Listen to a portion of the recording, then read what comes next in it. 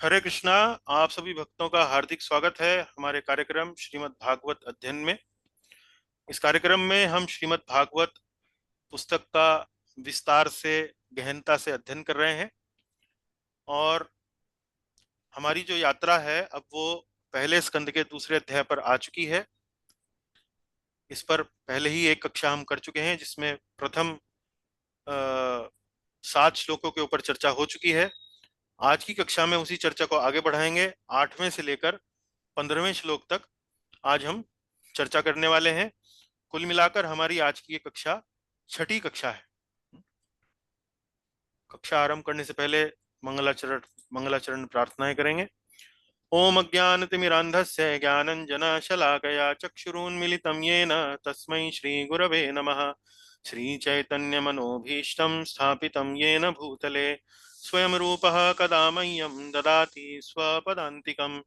वन्देऽहं श्रीगुरोः श्रीयुतापदकमलं श्रीगुरून् वैष्णवांश्च श्रीरूपं साग्रजातं सहगण रघुनाथान्वितं तं सजीवं साद्वैतं सावधूतं परिजनसहितं कृष्ण चैतन्य देवं श्रीराधा कृष्ण पादान् सहगण ललिता श्री विशाखान्वितांश्च।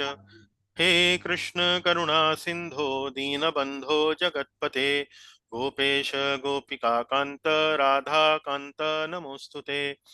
तप्त कांचन गौरांगी राधे वृंदावनेश्वरी वृषभानुसुते देवी प्रणमामि हरिप्रिये। वाञ्छाकल्पतरुभ्यश्च कृपा सिन्धुभ्य एव च पतितानां पावनेभ्यो वैष्णवेभ्यो नमो नमः। जय श्री कृष्ण चैतन्य प्रभु नित्यानंद श्री अद्वैत गदाधर श्रीवासादि गौर भक्त वृंद। हरे कृष्ण कृष्ण कृष्ण हरे हरे हरे राम राम राम हरे हरे। ओम नमो भगवते वासुदेवाय। ओम नमो भगवते वासुदेवाय। ओम नमो भगवते वासुदेवाय। नारायणं नमस्कृत्य नरं चैव नरोत्तमं देवीं सरस्वतीं व्यासं ततो जयमुदीरयेत्। नष्टप्रायेष्वभद्रेषु नित्यं भागवत सेवया भगवति उत्तमश्लोके भक्तिर्भवति नैष्ठिकी। कृष्णाय वासुदेवाय देवकी नंदनाय च नंदगोपकुमाराय गोविंदाय नमो नमः।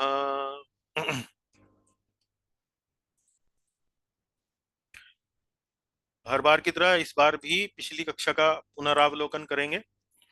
कक्षा 5 में हमने जो श्लोक पढ़े थे उनके बारे में चर्चा करेंगे। पिछली बार हमने दूसरे अध्याय के तीसरे श्लोक से अपनी कक्षा आरंभ करी थी और ये जो तीसरा श्लोक था वास्तव में सूत गोस्वामी जी अपने गुरु सुखदेव गोस्वामी जी को प्रणाम करते हैं। इससे पिछले श्लोक में भी उन्होंने प्रणाम किया था और ये तीसरे श्लोक में भी प्रणाम किया है। हाँ, दूसरे श्लोक में जो प्रणाम था वो वास्तव में सुखदेव गोस्वामी के उस व्यक्तित्व को प्रणाम था जो वास्तव में आत्मा राम है, जो वास्तव में पूर्ण रूप से विरक्त है, मन से एकदम शुद्ध है, साफ है, स्वच्छ है।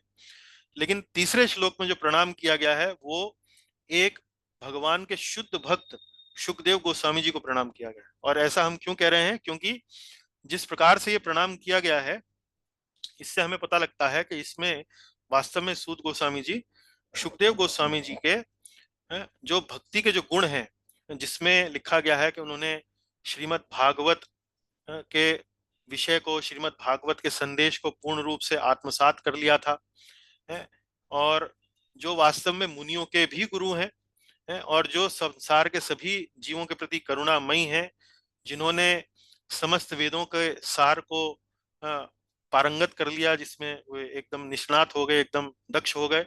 तो ऐसे व्यास के पुत्र को मैं प्रणाम करता हूँ। तो यहाँ पर जिस प्रकार का वर्णन सूत गोस्वामी जी अपने गुरुदेव के लिए लिख रहे हैं उससे हमें स्पष्ट हो रहा है कि यहाँ पर वास्तव में वे शुद्ध भक्त सुखदेव गोस्वामी को प्रणाम कर रहे हैं। उसके बाद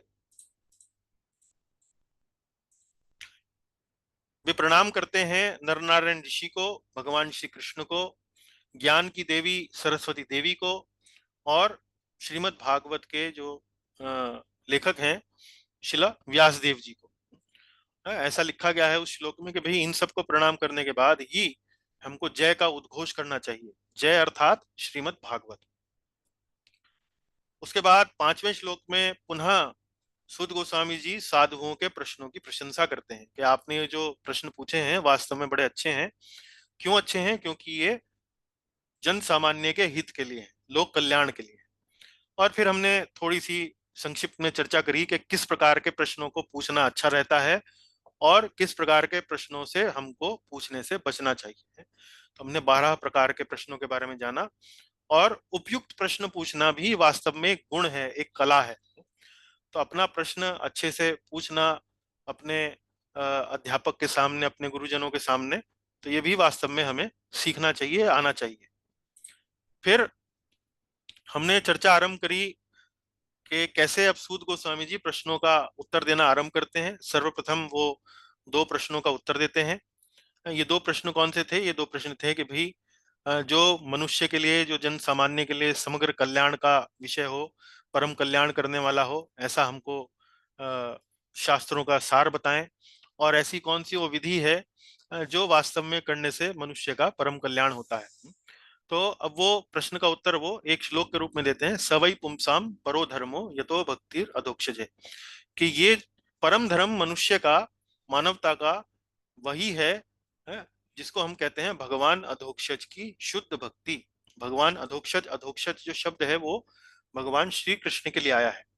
तो उनकी शुद्ध भक्ति ही वास्तव में ये परम कल्याण का विषय है, परम कल्याण है। शास्त्रों का निचोड़, समग्र शास्त्रों का निचोड़ यही है।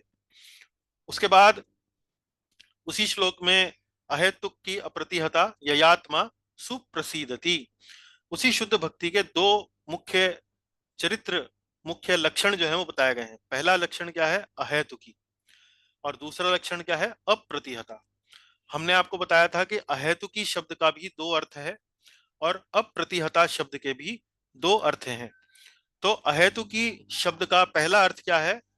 बिना किसी भौतिक अभिलाषा के। और ये हमने भक्ति रसामृत सिंधु के शुद्ध भक्ति की परिभाषा में पढ़ा है। अन्य अभिलाषिता शून्य, मतलब किसी भी भौतिक अभिलाषा के बिना। तो ये जो गुण है भक्ति का, ये अभ्यास की दृष्टि से, अभ्यास की दृष्टि से मतलब जब हम भक्ति का अभ्यास करते हैं तो हम वास्तव में केवल एकाग्र होकर भगवान श्री कृष्ण के निमित्त ही, भगवान श्री कृष्ण की सेवा के भाव से प्रेरित होकर ही वो भक्ति करते हैं। किसी भी भौतिक अभिलाषा से रहित होकर हम वो भक्ति करते हैं। उसके बाद दूसरा अहेतुकी शब्द का अर्थ हमने बताया कि ये जो भक्ति होती है ये कारण रहित होती है। कारण रहित मतलब क्या? कि इस शुद्ध भक्ति का वास्तव में कोई कारण नहीं है। हाँ, केवल भक्ति का कारण केवल भक्ति ही है और कोई भक्ति का कारण नहीं होता है। ये बात बताने के लिए इसको यहाँ पर अहेतुकी कहा गया है, कारण रहित, अकारण।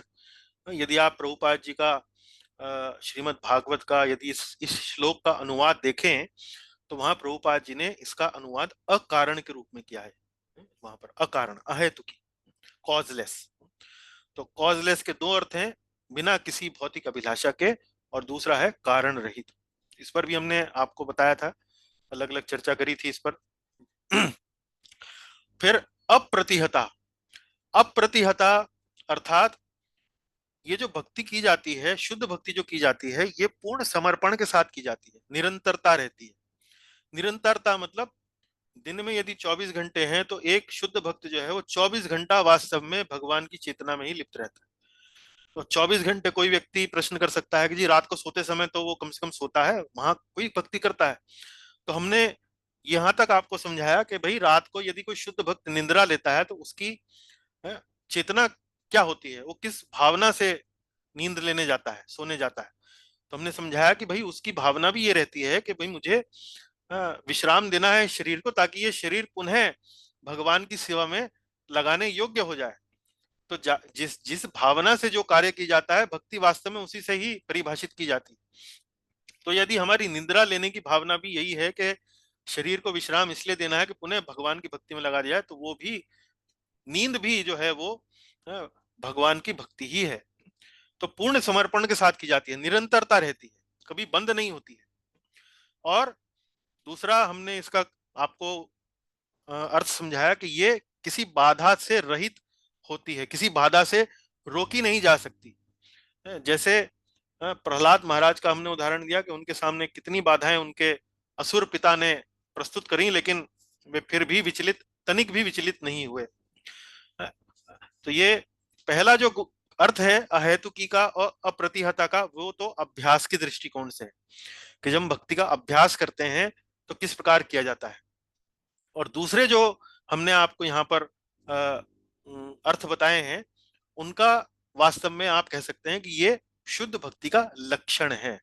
यदि किसी व्यक्ति के पास शुद्ध भक्ति है तो ये उस भक्ति का लक्षण है कि उसको कैसे प्राप्त हुई, वो बिना किसी कारण के प्राप्त हुई, केवल भक्ति के कारण से ही उसको वो भक्ति प्राप्त हुई है। या अगर वो शुद्ध भक्त है तो उसकी भक्ति ऐसी होगी कि चाहे कोई भी बाधा उसके जीवन में आ जाए वो रोकी नहीं जा सकती। तो अहेतुकी अप्रतिहता। उसके बाद चलते हैं आगे। आगे देखिए, अगले श्लोक में अब सूत गोस्वामी बताते हैं, क्योंकि पिछले श्लोक में था ययात्मा सुप्रसिद्धति। ययात्मा सुप्रसिद्धति मतलब ये शुद्ध भक्ति जो है ये वास्तव में आत्मा को पूर्ण रूप से संतुष्टि देती है, पूर्ण रूप से प्रसन्न करती है। अन्य कोई विधि, अन्य कोई योग मार्ग आत्मा को पूर्ण रूप से प्रसन्न नहीं कर सकता है, लेकिन केवल और केवल भगवान की शुद्ध भक्ति ही आत्मा को पूर्ण रूप से संतुष्टि दे सकती है। तो वो किस प्रकार की संतुष्टि होती है उसकी चर्चा अगले श्लोक में है कि यह भक्ति तुरंत ही ज्ञान तथा वैराग्य उत्पन्न करती है। तो ज्ञान तथा वैराग्य को वास्तव में भक्ति के पुत्र भी कहा जाता है, जुड़वा पुत्र कहा जाता है। यदि ज्ञान होता है तो वैराग्य भी होता है, वैराग्य होता है तो ज्ञान भी होता है। तो ये, लेकिन ज्ञान जो यहाँ बताया गया है इस श्लोक में, 7वें श्लोक में, वो बताया गया कि अहेतुक ज्ञान होता है। अहेतुक, तो ये वैसे ही जैसा पिछले श्लोक में आया था अहेतुकी अप्रतिहता, वही शब्द यहाँ पे भी आया है अहेतु। अहेतु मतलब बिना किसी इच्छा के, बिना किसी कामना के। लेकिन यहाँ पर विशेष रूप से बताया गया है कि मोक्ष की इच्छा की प्राप्ति से रहित होता है। तो मोक्ष की कामना भी वास्तव में अभिलाषा के गिनती में आती है। ऐसा नहीं है कि किसी व्यक्ति को मोक्ष की कामना हो तो अभिलाषा से रहित है, वो भी अभिलाषा ही है। केवल और केवल भक्ति ही, शुद्ध भक्ति ही एक ऐसी अवस्था है जिसको आप पूर्ण रूप से निष्काम कह सकते हैं, क्योंकि यह पूर्ण रूप से भगवान की संतुष्टि के लिए की जाती है। मोक्ष की भावना किसके लिए रहती है? मोक्ष की भावना स्वयं के लिए रहती है कि मुझे इस भौतिक जगत से छुट्टी मिले। वहां पर भी स्वार्थ रहता है कि मैं यहां से निकलूं, मेरा एक मैं का भाव रहता है वहां पर। लेकिन शुद्ध भक्ति में केवल और केवल भगवान की प्रसन्नता, भगवान की सेवा का भाव वहां पर उपस्थित रहता है। इसलिए केवल शुद्ध भक्त ही सही मायने में पूर्ण रूप से निष्काम कहा जा सकता है। और इस ज्ञान की विशेषता क्या है? यदि इस ज्ञान में मोक्ष की प्राप्ति नहीं है तो ये किस प्रकार का ज्ञान है? ये वास्तव में ज्ञान है भगवान कृष्ण के रूप का, गुणों का, उनकी मधुरता का, उसके अनुभव का ज्ञान है। तो शुद्ध भक्ति में जो ज्ञान होता है ये बड़ा मधुरता से परिपूर्ण होता है। और चूंकि इसमें मधुरता होती है, इसमें एक उत्तम रस की अनुभूति होती है, तो साधक जो है वो स्वतः ही वैराग्य उत्पन्न कर लेता है। उसको वैराग्य के लिए कोई अलग से प्रयास नहीं करना पड़ता है। जब वो वास्तव में भगवान की लीलाओं के बारे में उस मधुरता का आस्वादन करता है तो स्वतः ही उसका आकर्षण भगवान की ओर चला जाता है, और अन्य कोई वस्तु इस जगत में, इस संसार में उसे संतुष्टि प्रदान नहीं कर पाती है। तो ये मुख्य रूप से पिछली कक्षा का हमारा सार था। अब उसी चर्चा को हम आगे बढ़ाएंगे। हमने, आप देखिए कि मुनियों द्वारा सूत गोस्वामी जी का गुणगान पूरा हो चुका है। अब 8 से लेकर आगे की जो क्षमा कीजिए, तो स्कंद अध्याय 1 का है, 1 से लेकर 7 तक सूत गोस्वामी जी ने अपना उत्तर जो है वो दे दिया है प्रश्न 1 का और 2 का। अब 8 से लेकर 15 जो विषय है वो पूरा का पूरा विषय आज हम पूरा करेंगे आज की कक्षा में है। और ये विषय किस बात को लेकर है? ये विषय इस बात को लेकर है कि जिस समय ये श्रीमद् भागवत की कथा हो रही थी नैमिषारण्य के वन में, उस समय जो सबसे प्रचलित जो धर्म था समाज में वो था वर्णाश्रम। वर्णाश्रम, तो वर्णाश्रम के बारे में आप लोग इतना तो जानते ही हैं कि इसमें 4 वर्ण होते हैं, 4 आश्रम होते हैं। वर्णों का जो उद्देश्य होता है वो होता है सामाजिक व्यवस्था को बनाए रखना, और आश्रम व्यवस्था का जो अर्थ होता है ये जीवन की अलग अलग अवस्थाएं हैं, ब्रह्मचर्य, गृहस्थ, वानप्रस्थ, संन्यास, और जीवन की अलग अलग अवस्थाओं में आध्यात्मिकता का अभ्यास कैसे किया जाना चाहिए उसको लेकर आश्रम व्यवस्था निर्धारित की जाती है। तो 4 वर्ण हैं, 4 आश्रम हैं। कहने का भाव यह है कि वर्ण और आश्रम व्यवस्था में कर्तव्य प्रधान होता है। कर्तव्य, जैसे कोई ब्राह्मण है, उसके अलग कर्तव्य बताए गए हैं, उसके अलग कर्म बताए गए हैं। क्षत्रिय के अलग कर्तव्य, अलग कर्म बताए गए हैं। शूद्र के, वैश्य के अलग कर्तव्य, अलग कर्म बताए गए हैं। इसी प्रकार जो चारों आश्रम हैं उनमें भी अलग अलग कर्तव्य हैं। जैसे ब्रह्मचर्य में अलग कर्तव्य हैं, गृहस्थ में अलग कर्तव्य हैं, वानप्रस्थ के अलग कर्तव्य हैं, और संन्यास के अलग कर्तव्य हैं। कुल मिलाकर मोटी मोटी बात यह है कि ये वर्ण और आश्रम जो है वो कर्म प्रधान है, कर्तव्य प्रधान है। कि इसमें नियम है कि भाई ब्राह्मण ये करना चाहिए, ब्राह्मण को वो करना चाहिए, ब्राह्मण को ये नहीं करना चाहिए, वो नहीं करना चाहिए। इसी प्रकार से हर एक आश्रम के और वर्ण के अलग अलग नियम है। तो चूंकि उस समय वर्ण आश्रम व्यवस्था समाज में मुख्य व्यवस्था थी, तो जो वहां ऋषिगण नैमिषारण्य के वन में जो उपस्थित थे, उनको, उनके मन में एक जिज्ञासा उत्पन्न हो सकती है, अरे सूत गोस्वामी जी ने तो परम कल्याण को, परम धर्म को क्या बताया, उन्होंने परिभाषा क्या दी, ये तो भक्तिर अधोक्षजे, कि भगवान अधोक्षज की शुद्ध भक्ति ही वास्तव में समस्त मानव जाति का परम धर्म है, परम कल्याण है। पर सामाजिक व्यवस्था वर्तमान में तो कुछ और है, वर्णाश्रम है। तो इसलिए सूत गोस्वामी जी ने वहां की जो उपस्थित, जो उनके श्रोतागण थे, उनकी मानसिकता का विचार करते हुए अपना जो स्पष्टीकरण है, जो अपना उत्तर का जो विस्तार है, वो इस विषय से आरंभ किया कि वो उनको वर्णाश्रम के बारे में वास्तव में समझाएं। और यहाँ पर 8 से लेकर 15वें श्लोक में इस बात पर चर्चा वो करते हैं कि ऋषियों, हे ब्राह्मण श्रेष्ठ, कृपा करके ये समझें कि वास्तव में जो वर्णाश्रम व्यवस्था है, इसका भी ध्येय जो है अंत तो गत्वा भगवान श्री हरि की शुद्ध भक्ति ही है।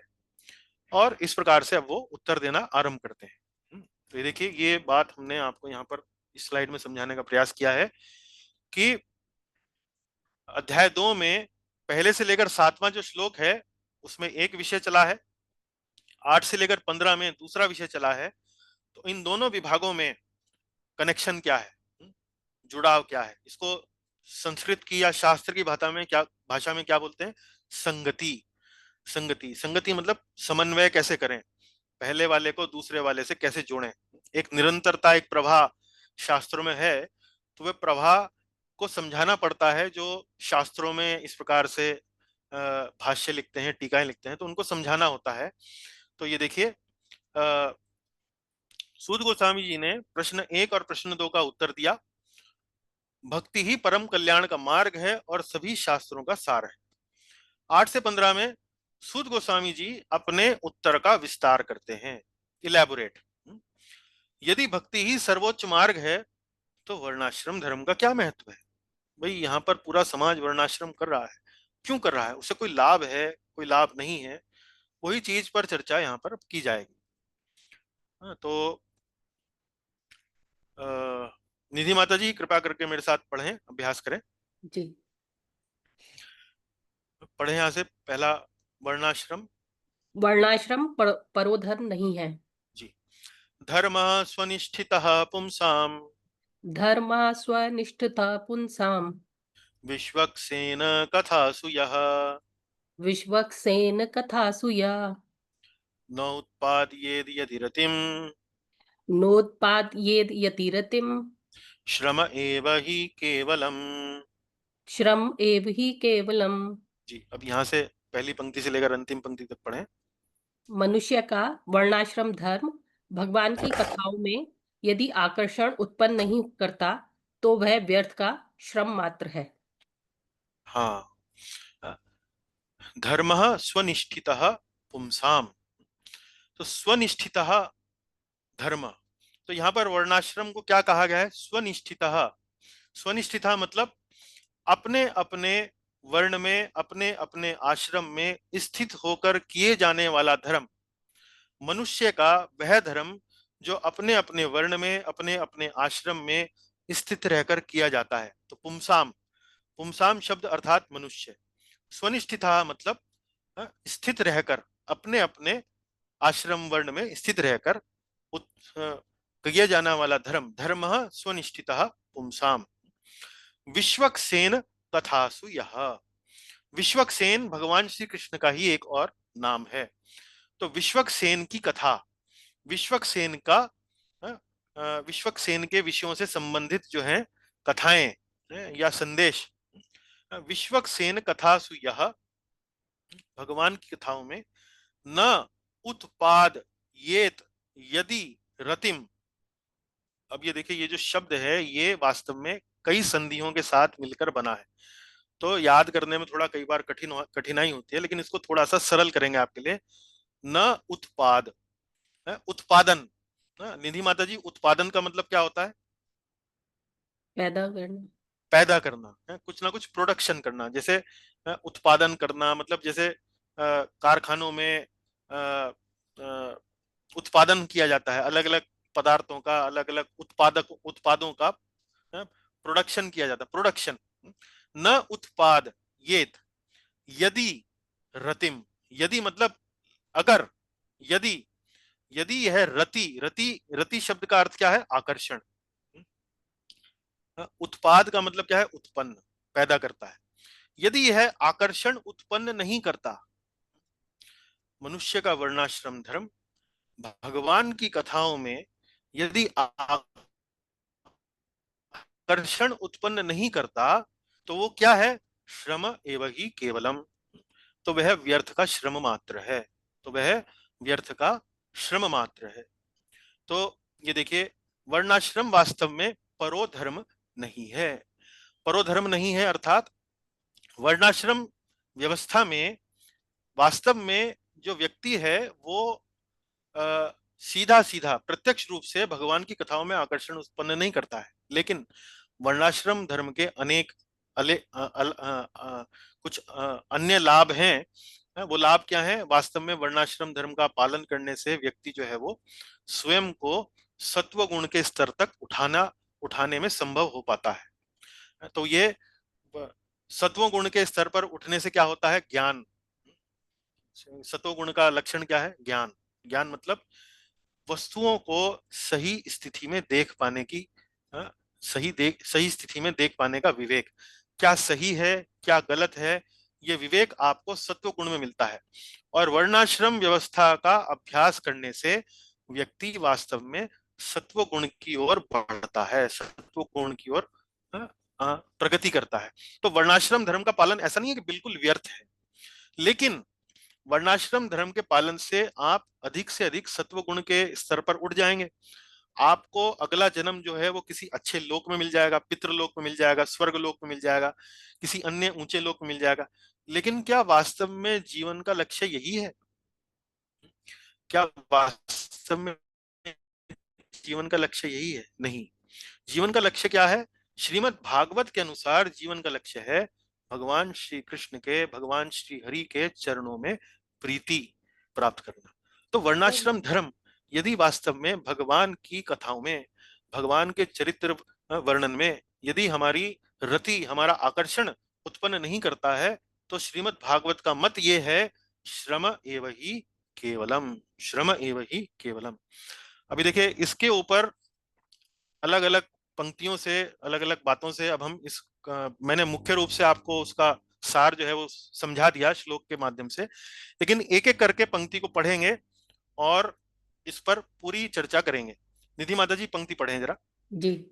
भारत में वर्णाश्रम धर्म बहुत प्रचलित है, अतः यह समझाया जा रहा है कि वर्णाश्रम को परोधर्म क्यों नहीं कहा जा रहा है। हाँ, तो मैंने बताया जिस समय कथा हो रही थी, तो वर्णाश्रम धर्म वास्तव में सबसे प्रचलित था, सबसे ज्यादा लोग जो है इसको किया करते थे। तो स्वाभाविक रूप से इस विषय पर चर्चा होनी चाहिए थी, तो इसलिए ये उठाया जा रहा है। चलिए।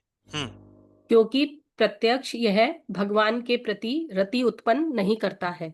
हाँ, तो वर्णाश्रम धर्म वास्तव में केवल यदि कोई व्यक्ति कर्तव्य कर्तव्य कर्तव्य ही करता रहे वो अच्छा है, एक समाज के लिए भी अच्छा है, हर प्रकार से अच्छा है, सात्विक है। लेकिन अंततोगत्वा क्या केवल वर्णाश्रम धर्म का पालन करने मात्र से भगवान के श्री चरणों में रति आकर्षण उत्पन्न हो पाएगा? आवश्यक नहीं है, जरूरी नहीं है। चलिए आगे चलिए। वर्णाश्रम धर्म वृत्तियों के अनुसार समाज का तथा जीवन का वर्गीकरण हर वर्ग, हर आश्रम के भिन्न भिन्न कर्तव्य धर्म होते हैं। हाँ, तो वृत्तियों के अनुसार वर्णाश्रम धर्म होता क्या है? अलग अलग व्यक्ति की अलग अलग वृत्ति है। कोई ब्राह्मण वृत्ति का है, कोई क्षत्रिय वृत्ति का है, कोई वैश्य वृत्ति का है, कोई शूद्र वृत्ति का है। अलग अलग वृत्तियां हैं। तो उन्हीं वृत्तियों के अनुसार उनके अलग अलग कार्य हैं, अलग अलग कर्तव्य हैं। इसी प्रकार आश्रम में भी अलग अलग वृत्तियां हैं, उनके अनुसार उनके अलग अलग कर्तव्य हैं, अलग अलग विभाग हैं। तो इनमें कर्तव्य वास्तव में निर्धारित किए गए हैं, और उन्हीं कर्तव्यों के अनुसार जब वो अपना जीवन यापन करता है तो इसको कहते हैं वर्णाश्रम धर्म का पालन करना।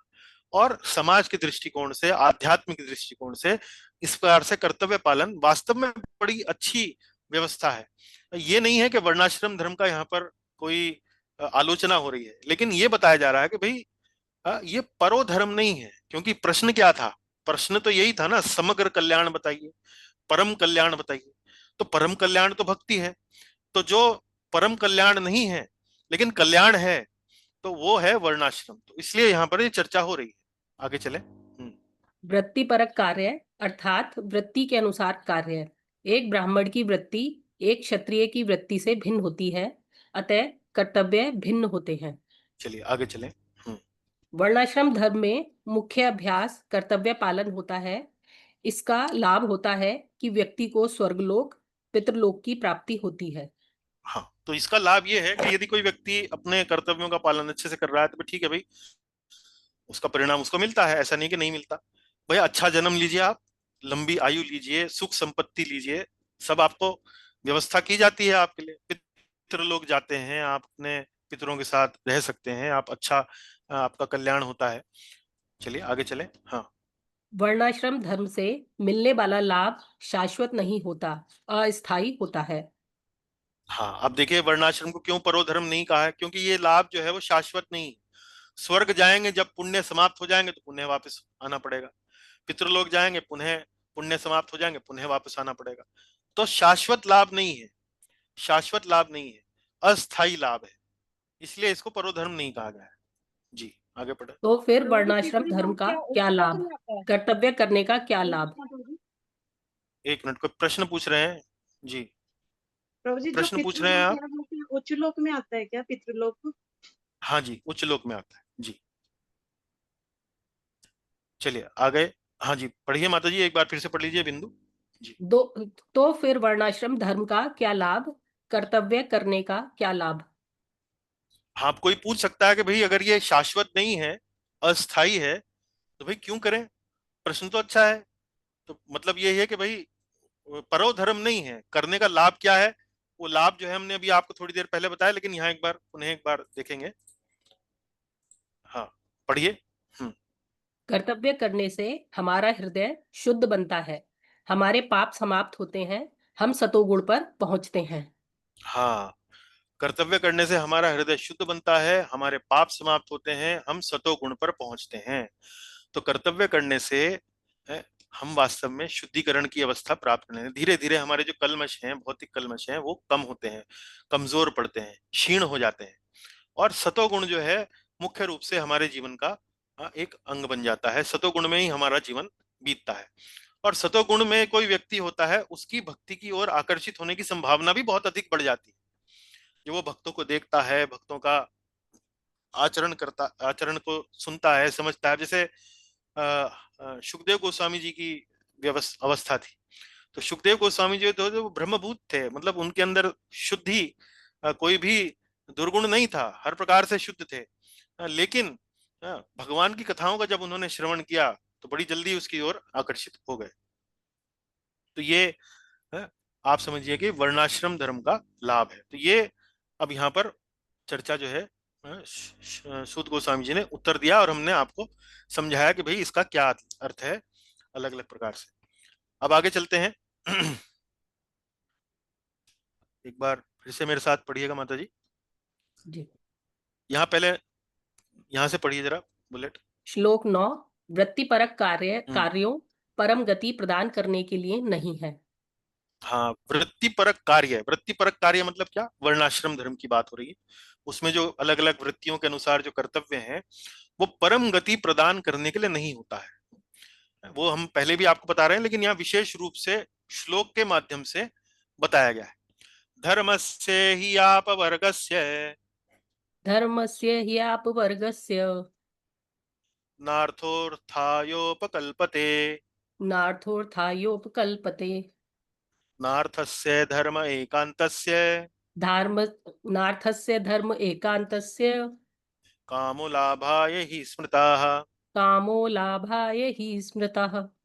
जी पढ़िए यहाँ से। जो धर्म ऊंचे लक्ष्यों के लिए किया जाता है उसका प्रयोजन भौतिक लाभ नहीं होता। जो लोग परम धर्म के पालन में लगे हैं उसकी कामना भौतिक लाभ कमाने के लिए नहीं होती। हाँ, अब यहाँ पर धर्म का मूल सिद्धांत समझाने का प्रयास किया जा रहा है कि भाई देखिए, धर्म, आप यदि धार्मिक रास्ते पर चलने का प्रयास कर रहे हैं तो उसका उद्देश्य क्या हो, उसका उद्देश्य क्या हो। है तो कई लोग जो हैं वो धर्म का उद्देश्य समझते हैं कि वो भौतिक कामनाओं की पूर्ति करने के लिए है। आप यदि अपने चारों ओर दृष्टिपात करेंगे, दृष्टि उठाकर देखेंगे, आपको ऐसे बहुत सारे लोग मिल जाएंगे जो धर्म का पालन केवल अच्छी नौकरी प्राप्त करने के लिए, अच्छा पति, अच्छी पत्नी प्राप्त करने के लिए, रोग इत्यादि दूर हो जाएं इसलिए, अमेरिका जाने का वीजा मिल जाए इसलिए, या और कोई इलेक्शन जीत जाए इसलिए, मेरे शत्रु का विनाश हो जाए इसलिए, इस प्रकार से अलग अलग प्रकार के धार्मिक लोग आपको मिल जाएंगे। तो ऐसी ही वृत्ति के प्रति श्रीमद् भागवत जो है यहाँ पर प्रहार करती है कि देखो भैया, धर्म का जो अभ्यास है वो भौतिक लाभ, भौतिक इच्छाओं की पूर्ति नहीं है, इच्छाओं की, इंद्रियों की संतुष्टि नहीं है, भौतिक इच्छाओं का पालन नहीं है। वास्तव में धर्म का ऊंचा होना चाहिए है। ये केवल छोटा मोटा टूचा मुच्चा ये जो भौतिक लाभ की कामना है, इस प्रकार का प्रयोजन धर्म की अभ्यास का नहीं होना चाहिए। अब एक एक पंक्ति करके थोड़ा समझेंगे। धर्मस्य ही आप वर्गस्य। धर्मस्य, अब ये देखिए, ये जो संस्कृत में जो ये शब्द लगता है स्य, धर्मस्य, तो इसका मतलब होता है धर्म का, धर्म का। अब जैसे मैं बोलूं रामस्य, रामस्य फोन, राम का फोन, और कृष्णस्य बांसुरी, कृष्ण की बांसुरी, तो धर्मस्य। और यहाँ देखिए आपको कई जगह अस्य लगा हुआ है। धर्मस्य, आप वर्गस्य, ना अर्थस्य, धर्म एकांतस्य। तो अस्य अस्य अस्य मतलब धर्म का, अर्थ का, अपवर्ग का, अपवर्ग का, तो धर्म का, अपवर्ग का, इस प्रकार से थोड़ा सा संस्कृत आपको और स्पष्ट होना आरंभ हो जाएगी। धर्मस्य ही आप वर्गस्य, आप वर्गस्य, आप वर्गस्य का जो अर्थ होता है वो होता है मोक्ष, मुक्ति, मोक्ष या मुक्ति। तो यहां लिखा है कि धर्मस्य ही आप वर्गस्य, मतलब धर्म का जो लक्ष्य है वो मोक्ष है, वो मुक्ति है। मुक्ति, मोक्ष है या मुक्ति है, या यूं कहिए कि एक तरीके से यहाँ पर अपवर्ग शब्द का जो प्रयोग यहाँ पर किया गया है, वास्तव में उसका अर्थ यह है कि धर्म का अर्थ जो है, धर्म का जो लक्ष्य है वो ऊंचा है, वो अर्थ और काम नहीं है, वो वास्तव में उससे ऊंचा लक्ष्य है। इस भौतिक जगत से परे जाना, दिव्य स्थान को प्राप्त करना, इस भौतिक जगत से मुक्ति प्राप्त करना, इस प्रकार से अपवर्ग से यहाँ पर लिखा गया है। जो धर्म ऊंचे लक्ष्यों के लिए किया जाता है, धर्मस्य ही अपवर्ग से, मतलब धर्म का जो लक्ष्य है वो अपवर्ग है। अपवर्ग मतलब ऊंचा है, मोक्ष है, मुक्ति है। ना अर्थो अर्थायोपकल्पते, ना अर्थो अर्थायोपकल्पते, ना अर्थो, ना अर्थो मतलब उसका जो प्रयोजन है। तो यहाँ एक जगह अर्थ शब्द का अर्थ प्रयोजन है, दूसरी जगह अर्थ शब्द का अर्थ क्या है? भौतिक सुख संपत्ति। उसका प्रयोजन न अर्थो अर्थ अर्थायोपकल्पते, उसका प्रयोजन भौतिक लाभ नहीं है, है? न अर्थो, नहीं का अर्थ मतलब न अर्थो प्रयोजन, अर्थो या अर्थ अर्थायोपकल्पते, भौतिक लाभ नहीं है, है? उस धर्म का प्रयोजन भौतिक लाभ नहीं है, उसका प्रयोजन ऊंचा है। न अर्थस्य धर्मैकान्तस्य, न अर्थस्य धर्मैकान्तस्य, कामो लाभाय ही स्मृतः, कामो लाभाय ही स्मृतः। स्मृतः, स्मृतः शब्द मतलब जो स्मृति शास्त्र है, जो धर्म शास्त्र हैं उनमें धर्म का जो वास्तव में धर्म एकांतस्य, धर्म एकांतस्य, धर्म एकांतस्य मतलब जिनका जीवन का लक्ष्य वास्तव में धर्म का पालन करना ही है, जिनका जीवन का लक्ष्य एकमात्र धर्म के पथ पर चलना ही है? ऐसे लोग, जो लोग परम धर्म का पालन करने में लगे हैं, जो लोग परम धर्म का पालन करने में लगे हैं, धर्मैकान्तस्य, है, उनकी कामना भौतिक लाभ कमाने के लिए नहीं होती है। कामो, उनकी कामना भौतिक लाभ कमाने के लिए, न अर्थस्य लाभाय, न अर्थस्य लाभाय, उनकी कामना भौतिक लाभ कमाने के लिए नहीं होती है। न न अर्थस्य कामाय धर न अर्थस्य धर्मैकान्तस्य कामो लाभाय ही स्मृता, क्योंकि धार्मिक शास्त्रों ने हमें यह समझाया है कि जो लोग परम धर्म का पालन करने में लगे हैं उनकी कामना भौतिक लाभ कमाने के लिए नहीं होती है। तो यदि आपका कोई रिश्तेदार है, कोई बंधु है, कोई बांधव है जो वास्तव में धर्म का पालन केवल भौतिक लाभ कमाने के लिए करता है, आप उसको श्रीमद् भागवत का ये श्लोक पढ़ा सकते हैं और समझा सकते हैं कि देखो भाई, धर्म का पालन भौतिक लाभ के लिए नहीं है, ये तो वास्तव में इसका कोई लक्ष्य ऊंचा होना चाहिए। अब इसके ऊपर छोटी सी टिप्पणी हम करेंगे, थोड़ा सा पढ़ेंगे। पढ़िए माता जी। पा वर्ग के अंतर्गत वर्णमाला में 5 वर्ण आते हैं, प, फ, ब, भ, म। हाँ, अब आप देखिए हिंदी वर्णमाला की अगर आपको जानकारी हो तो उसमें अलग अलग वर्ग हैं। क ख ग घ घ, क ख ग घ ng, ये हो गया क वर्ग। च छ ज झ ञ, ये हो गया च वर्ग। ट ठ ड ढ ण, ये हो गया ट वर्ग। इसी तरह से अलग अलग वर्ग हैं। तो एक वर्ग है जिसमें आता है प फ ब भ म। ये सारे के सारे जो वर्ण हैं ये होंठ से बोले जाते हैं, होंठ की सहायता से। देखिए प फ ब भ म, इसको पवर्ग बोलते हैं। अब मैं यहाँ पवर्ग की बात क्यों कर रहा हूं? पवर्ग की बात इसलिए कर रहा हूं क्योंकि पिछले श्लोक में धर्मस्य ही अपवर्गस्य, अपवर्गस्य, अपवर्गस्य, पवर्ग और उसके आगे लगा है अ। तो समझेंगे इस शब्द को। आगे पढ़िए माता जी। प पुण्य, फ फल, ब बंधन, भ भय, म मृत्यु। हाँ, तो ये पवर्ग क्यों? पवर्ग का क्या मतलब है? पवर्ग का मतलब ये है कि जो लोग धर्म का पालन या तो पुण्य कमाने के लिए करते हैं, या किसी फल की प्राप्ति के लिए करते हैं, या किसी बंधन से मुक्त होने के लिए करते हैं, जैसे पाप के बंधन से मुक्त होने के लिए, कर्म के बंधन से मुक्त होने के लिए, या किसी भय से मुक्ति चाहते हैं, किसी को रोग हो गया है, किसी की नौकरी चली गई है, किसी का झगड़ा हो गया है, किसी के अदालत में मुकदमा चल रहा है, भयभीत रहता है आदमी इन सब कारणों से, किसी भय से मुक्ति प्राप्त करना चाहते हैं, या मृत्यु को टालना चाहते हैं कि मुझे मृत्यु ना मिले, जैसे रावण टालना चाहता था, हिरण्यकशिपु टालना चाहता था। तो हिरण्यकशिपु ने क्या किया? तपस्या करी। रावण भी न जाने कितने कितने प्रकार के धार्मिक अनुष्ठान किया करता था ताकि उसको इस प्रकार से बल मिले, कीर्ति मिले, मृत्यु ना मिले, इत्यादि इत्यादि। तो कहने का मतलब यह है पवर्ग, जो धर्म पवर्ग के अंतर्गत है उसमें जो धर्म का पालन करने वाला है, धर्म का अभ्यास करने वाला है, वो या तो पुण्य कमाना चाहता है, या फल कमाना चाहता है, या बंधन से मुक्त होना चाहता है, भय से रहित होना चाहता है, मृत्यु को टालना चाहता है। तो ऐसा धर्म जो है वास्तव में निकृष्ट कोटि का धर्म है, निम्न कोटि का धर्म है। धर्म तो ये भी है, यदि आप किसी अपनी असुविधा को, अपनी किसी जीवन की किसी असुविधा को धार्मिक प्रकार से दूर करना चाह रहे हैं, तो कम से कम आप धर्म की शरण में तो जा रहे हैं, कम से कम धर्म के निकट तो जा रहे हैं। तो ये ऐसा नहीं है कि ये निंदनीय है, लेकिन अनुकरणीय भी नहीं है। निम्न कोटि का धर्म है, निम्न कोटि का धर्म है। पढ़िए माता जी अगला। सामान्यतः धर्म का अभ्यास इन कारणों से किया जाता है। नंबर 1, पुण्य कमाने के लिए। नंबर 2, फल प्राप्ति के लिए। नंबर 3, कर्म बंधन से मुक्ति के लिए। नंबर 4, भय से रहित बनने के लिए। नंबर 5, मृत्यु को टालने के लिए। अगली पढ़े।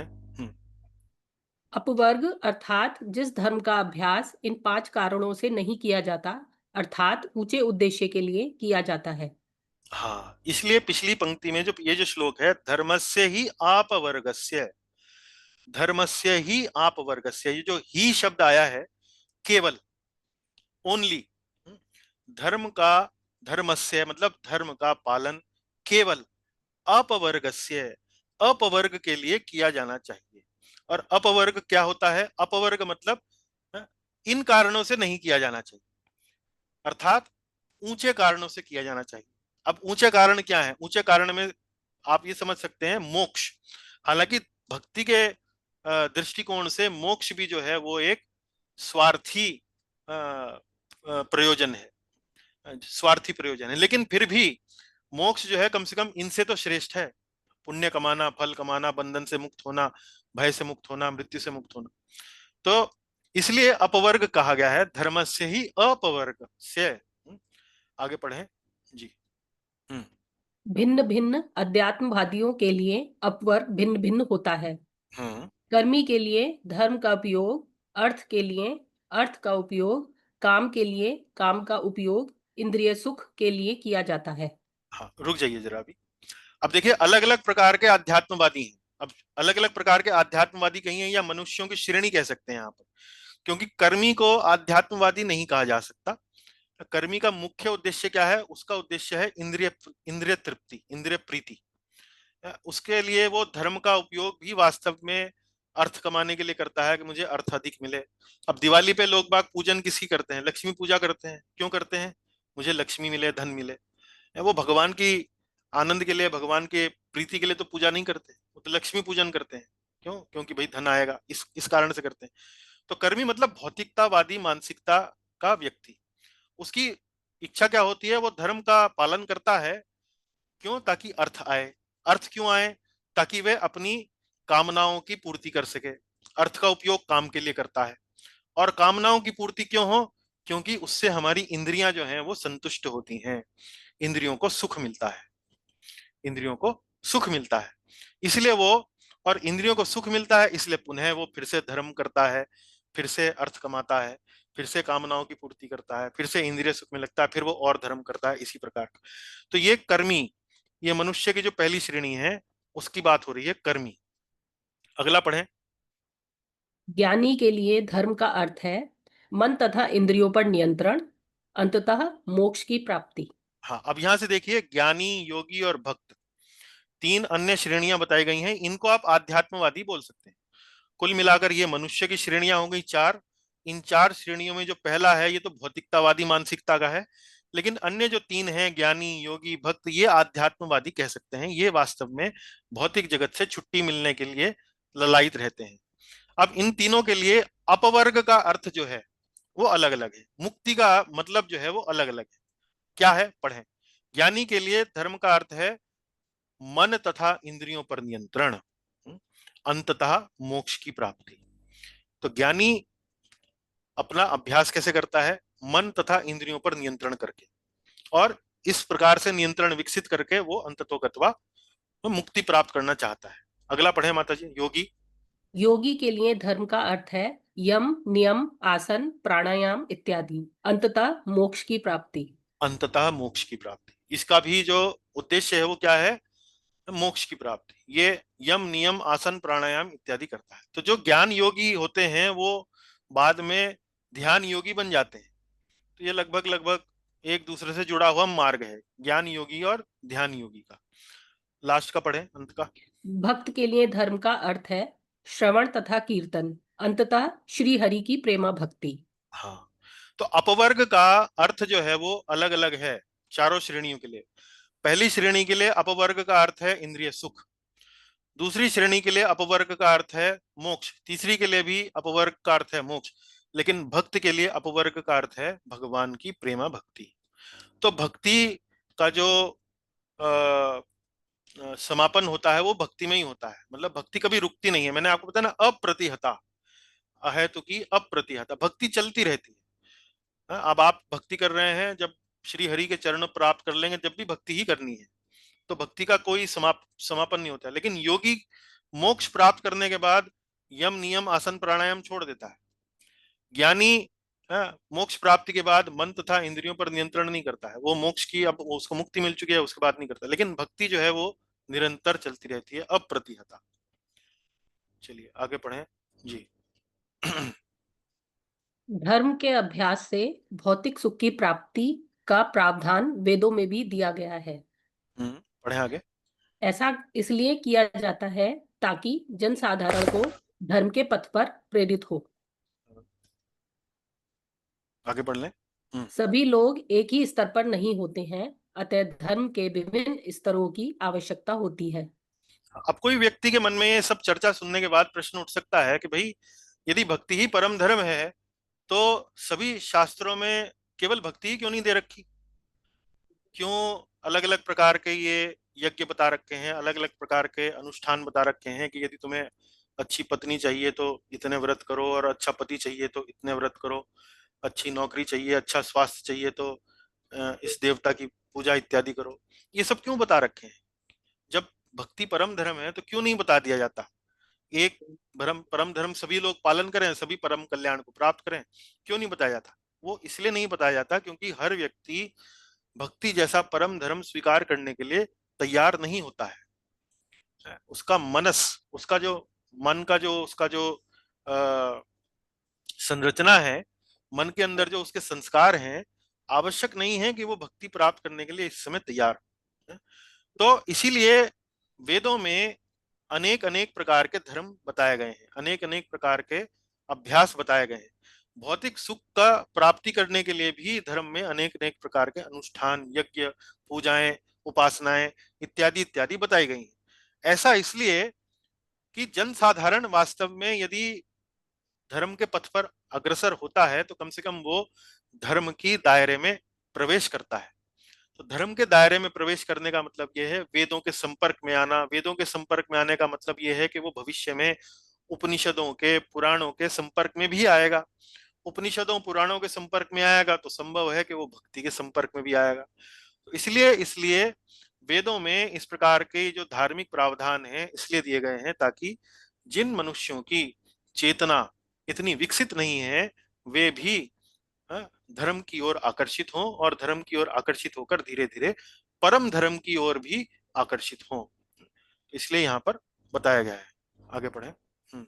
भागवत पुराण ऐसे धार्मिक अभ्यास का समर्थन नहीं करता। हाँ, भागवत पुराण में समर्थन नहीं है क्योंकि भागवत जो है वो आपको क्या दे रहा है? परम धर्म प्रोज्जित कैतवोत्र परमो। धर्म आपने पहले अध्याय के पहले दूसरे श्लोक में आपने पढ़ा ये कि श्रीमद् भागवत की विषय वस्तु क्या है। श्रीमद् भागवत में जो निम्न कोटि का, निम्न स्तर का जो धर्म है इसकी चर्चा नहीं है, इसलिए आरंभ में ही बता दिया गया है धर्म प्रोज्जित कैतवोत्र परमो निर्मत्सराणाम सताम। निर्मत्सराणाम सताम, ये वास्तव में निर्मत्सर स्तर के जो लोग हैं वास्तव में उनकी श्रेणी का धर्म ग्रंथ है। लेकिन इसका अर्थ ये नहीं है कि जो हम हमारे जैसे जो निर्मत्सर वाली अवस्था वाले लोग नहीं है, हम भी जब इसका अध्ययन करते हैं, इसका पान करते हैं, इस पुस्तक का, हमें भी कल्याण हम भी प्राप्त करते हैं जी। आगे पढ़ें।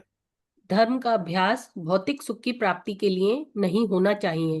धर्मस्य ही अपवर्गस्य न अर्थस्याय नार्थोपकल्पते, अर्थ के कामना के लिए नहीं होना चाहिए जी। आगे पढ़ें। धर्म का अभ्यास ऊंचे आध्यात्मिक उद्देश्य के लिए होना चाहिए। हाँ, यतो वही बात, भक्ति अधोक्षजे। अधोक्षजे यतो भक्ति ही अधोक्षजे। सवै पुंसाम परो धर्मो यतो भक्तिर अधोक्षजे। परम धर्म क्या है? जो अधोक्षज की, भगवान श्री कृष्ण की भक्ति में हमें लगाए। यही तो सूत गोस्वामी जी बता रहे हैं जब से। जी हाँ। एक भक्त के लिए यह उद्देश्य है भगवान की प्रेमा भक्ति। हाँ, और वो हमारे लिए, भक्तों के लिए क्या उद्देश्य है? भक्तों के लिए उद्देश्य ये नहीं है कि हमें अच्छी नौकरी मिल जाए, अच्छा पति पत्नी मिल जाए वगैरह वगैरह, वो उद्देश्य नहीं है। उद्देश्य क्या है? भगवान की प्रेमा भक्ति। चलिए आगे 10वां पढ़ेंगे। कामस्येन इंद्रिय प्रीतिर्लाभो। कामस्य नेन्द्रिय प्रीतिर्लाभो। एक मिनट क्षमा कीजिए। कामस्येन इंद्रिय प्रीति कामस्य नेन्द्रिय प्रीतिर लाभो जीवेत यावता। लाभो जीवेत यावता। जीवस्य तत्व जिज्ञासा जीवस्य तत्व जिज्ञासा नार्थो यश्चेह कर्म भीः। नार्थो यश्चेह कर्म भी। पढ़े माता जी। हाँ जी। कामनाओं का लक्ष्य इंद्रिय तृप्ति नहीं होना चाहिए, हम्म अपितु भोग उतना ही करो जितना जीने के लिए आवश्यक हो। जीवन का उद्देश्य तत्व जिज्ञासा करना है, न कि अपने कर्मों द्वारा अर्थ इत्यादि की प्राप्ति। हम्म। कामस्य न इंद्रिय प्रीतिर लाभो। कामस्य, काम मतलब कामनाएं, इच्छाएं। हमारी इच्छाएं कैसी हों? देखिए, हमारा जीवन वास्तव में यदि आप ध्यान से अवलोकन करें अपने विचारों का, अपनी इच्छाओं का, तो आपका जीवन किस प्रकार का है, आप किस प्रकार का जीवन यापन कर रहे हैं, ये आपकी इच्छाओं से आप अच्छे से जान सकते हैं। कोई व्यक्ति यदि बहुत ज्यादा धन कमाने के इच्छुक होता है, तो आप देखेंगे कि वो सारा दिन, पूरा दिन, सुबह से लेकर रात तक धन धन धन, इस प्रकार बस वो धन धन करके, धन धनाधन धन, उसके सारे जीवन में वही चलता रहता है।